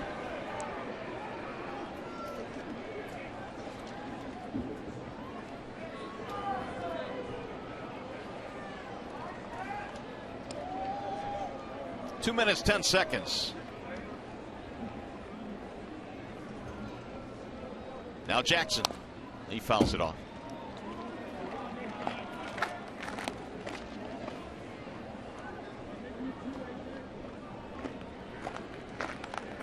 Austin had a big infield single, which got things started in the 8th inning for Seattle. He also has an RBI single, a steal. Here's the 0-1. Runner goes, and it's fouled straight back. So Zunino turns around and heads back to first base.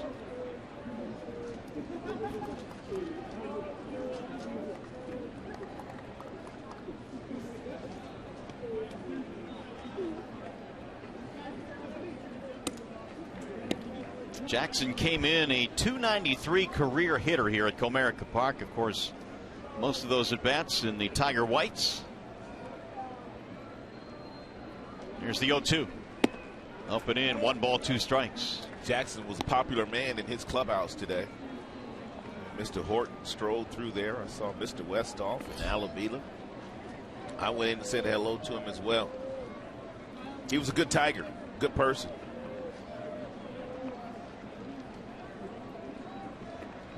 Here's the 1-2. Swing and a miss. Jackson out of there, 2 gone. We'll bring up Kyle Seager. Hey, join us again tomorrow. Tigers continue their series with the Mariners. Our coverage begins at 6 with Tigers Live. Tigers M's tomorrow night at 6 p.m. You'll see it right here on Fox Sports Detroit. So now here is Seager. 2 hits, both singles, and he's also scored a pair of runs. He came around on the grand slam in the 8th inning.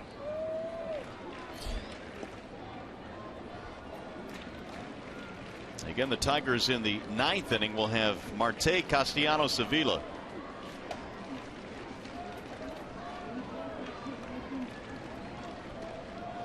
McCann is the only man left on the Tiger bench.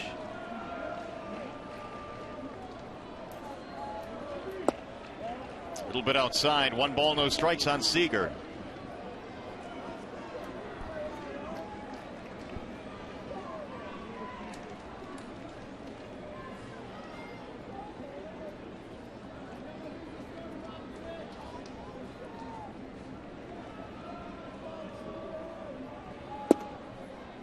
That'll make it 2-0.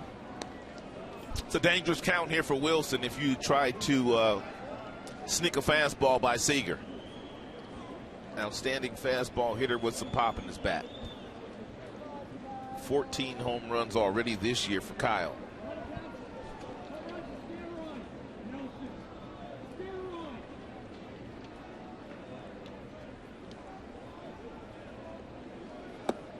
That's low, and the count goes 3-0, and you've got Cruz waiting on deck.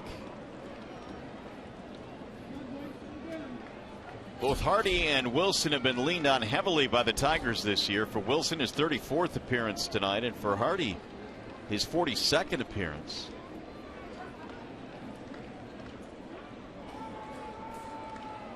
Way outside, he lost him, ball 4. That'll push Zunino to second base.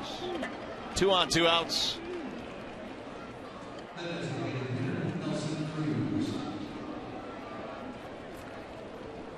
And that's going to bring up Cruz.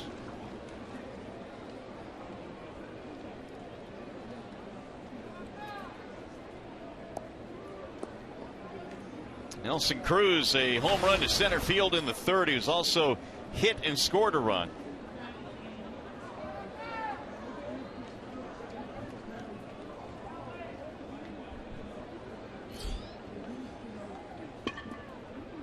Two on, 2 out. In there, strike 1 on Nelson Cruz. Here's the home run that Cruz hit earlier in the game against Shane Green.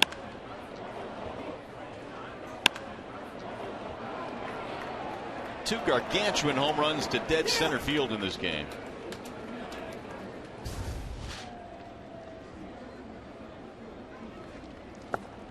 Checked it low. He did not go, says Chris Cuccione. 1 ball, 1 strike on Cruz. All-star year this year. He's batting .301. And the Baltimore Orioles, they really miss Nelson Cruz. They're not getting much production out of their outfielders other than Adam Jones these days.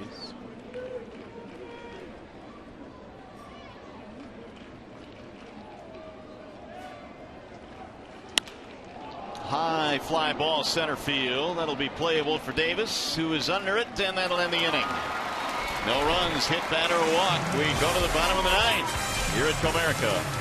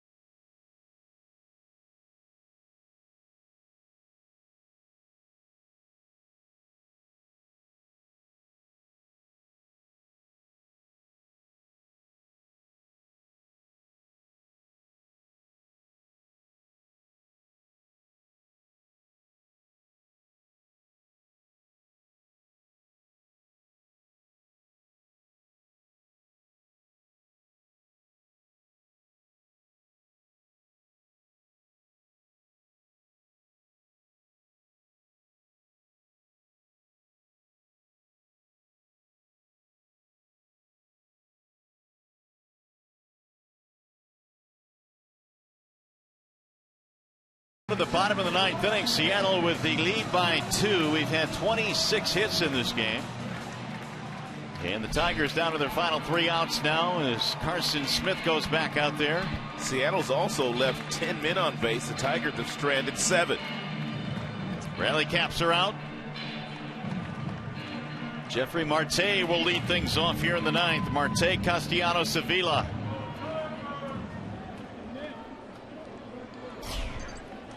Marte's had a couple of at-bats. He has struck out twice in this game. And that thing slides in for a strike. Yeah, they've given him a steady diet of slide pieces here tonight. See how much that ball moved? Oh, he's got nasty stuff. I mean, he's got it going both ways, east to west. Two-seamer about 94, 95. And he's got that slide piece right there at about 84 to 86.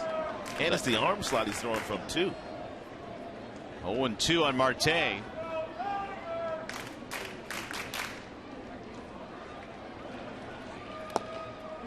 That'll get away from the catcher. Zunino. 1-2.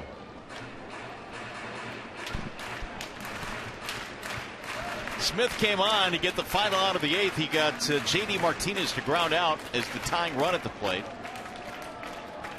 Here's the 1-2. Little chopper back up the middle. Miller on the charge. Out at first base. One gone.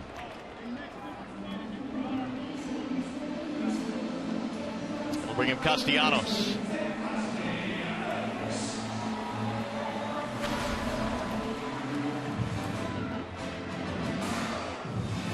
Castellanos, he homered back in the 7th inning, and it looked like it was going to help the Tigers win this game. It was a 2-run lead at this time after the big fly by Nick Castellanos.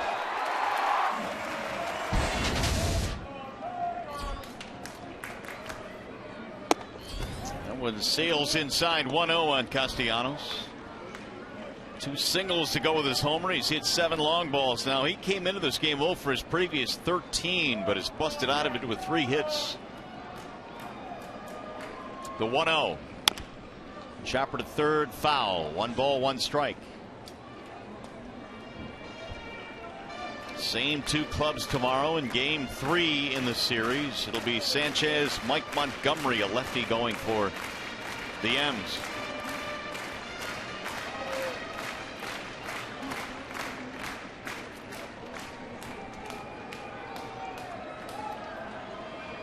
Now the 1-1. 2-1 on Castellanos.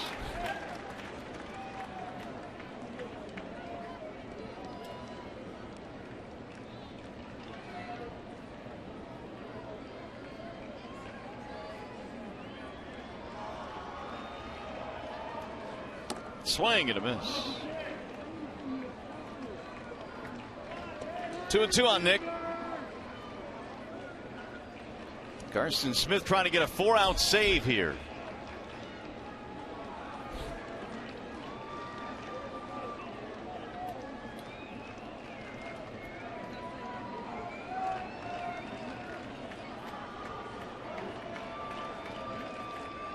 Almost hit him. 3-2 on Castellanos.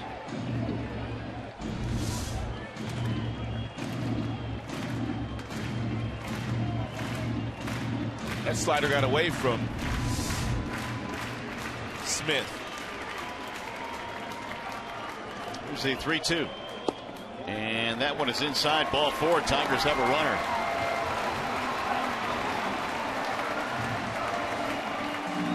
They'll bring up Avila.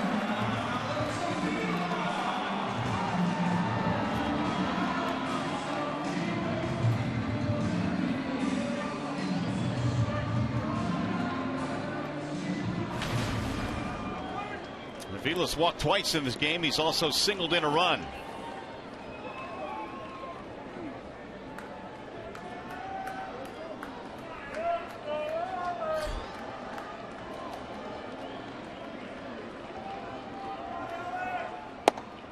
In there, strike 1 on Alex.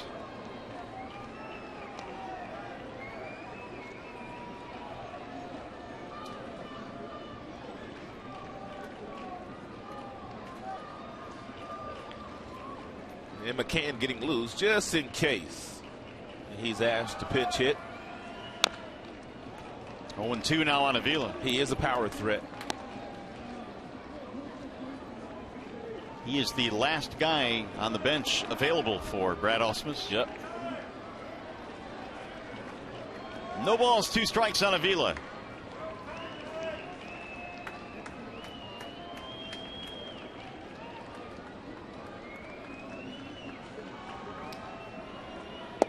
Ooh, he tried to backdoor him with a slider. He almost did it too. 1-2.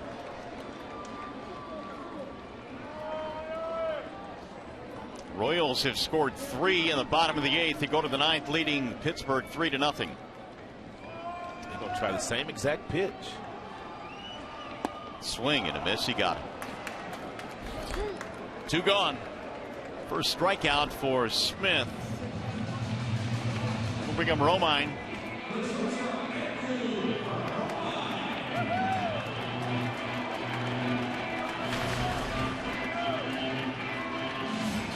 Romine, an RBI single in the 5th inning.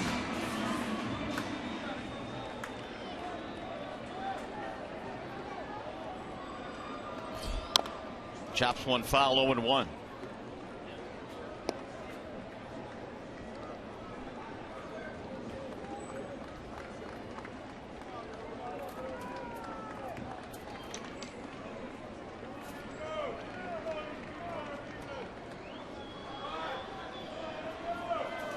Bouncing ball to short should do it. They'll flip to second for the force, and Seattle with a comeback win tonight on the strength of a 5-run 8th inning. Yeah, this was a wild one tonight. And a tough loss for the Tigers, who are not able to hold on to a lead late in this game. The grand slam by that man right there, Franklin Gutierrez. Well, just like we promised you earlier in the game, it's Miller time, and it is brought to you by Miller Lite. Franklin Gutierrez, 2 home runs this year, both against the Tigers. 1 in Seattle, this grand slam right here at Comerica Park, and that was a game winner. In a ball game that took 3 hours 55 minutes to play, Seattle outlasts the Tigers here tonight. 11-9 your final score. We'll be back.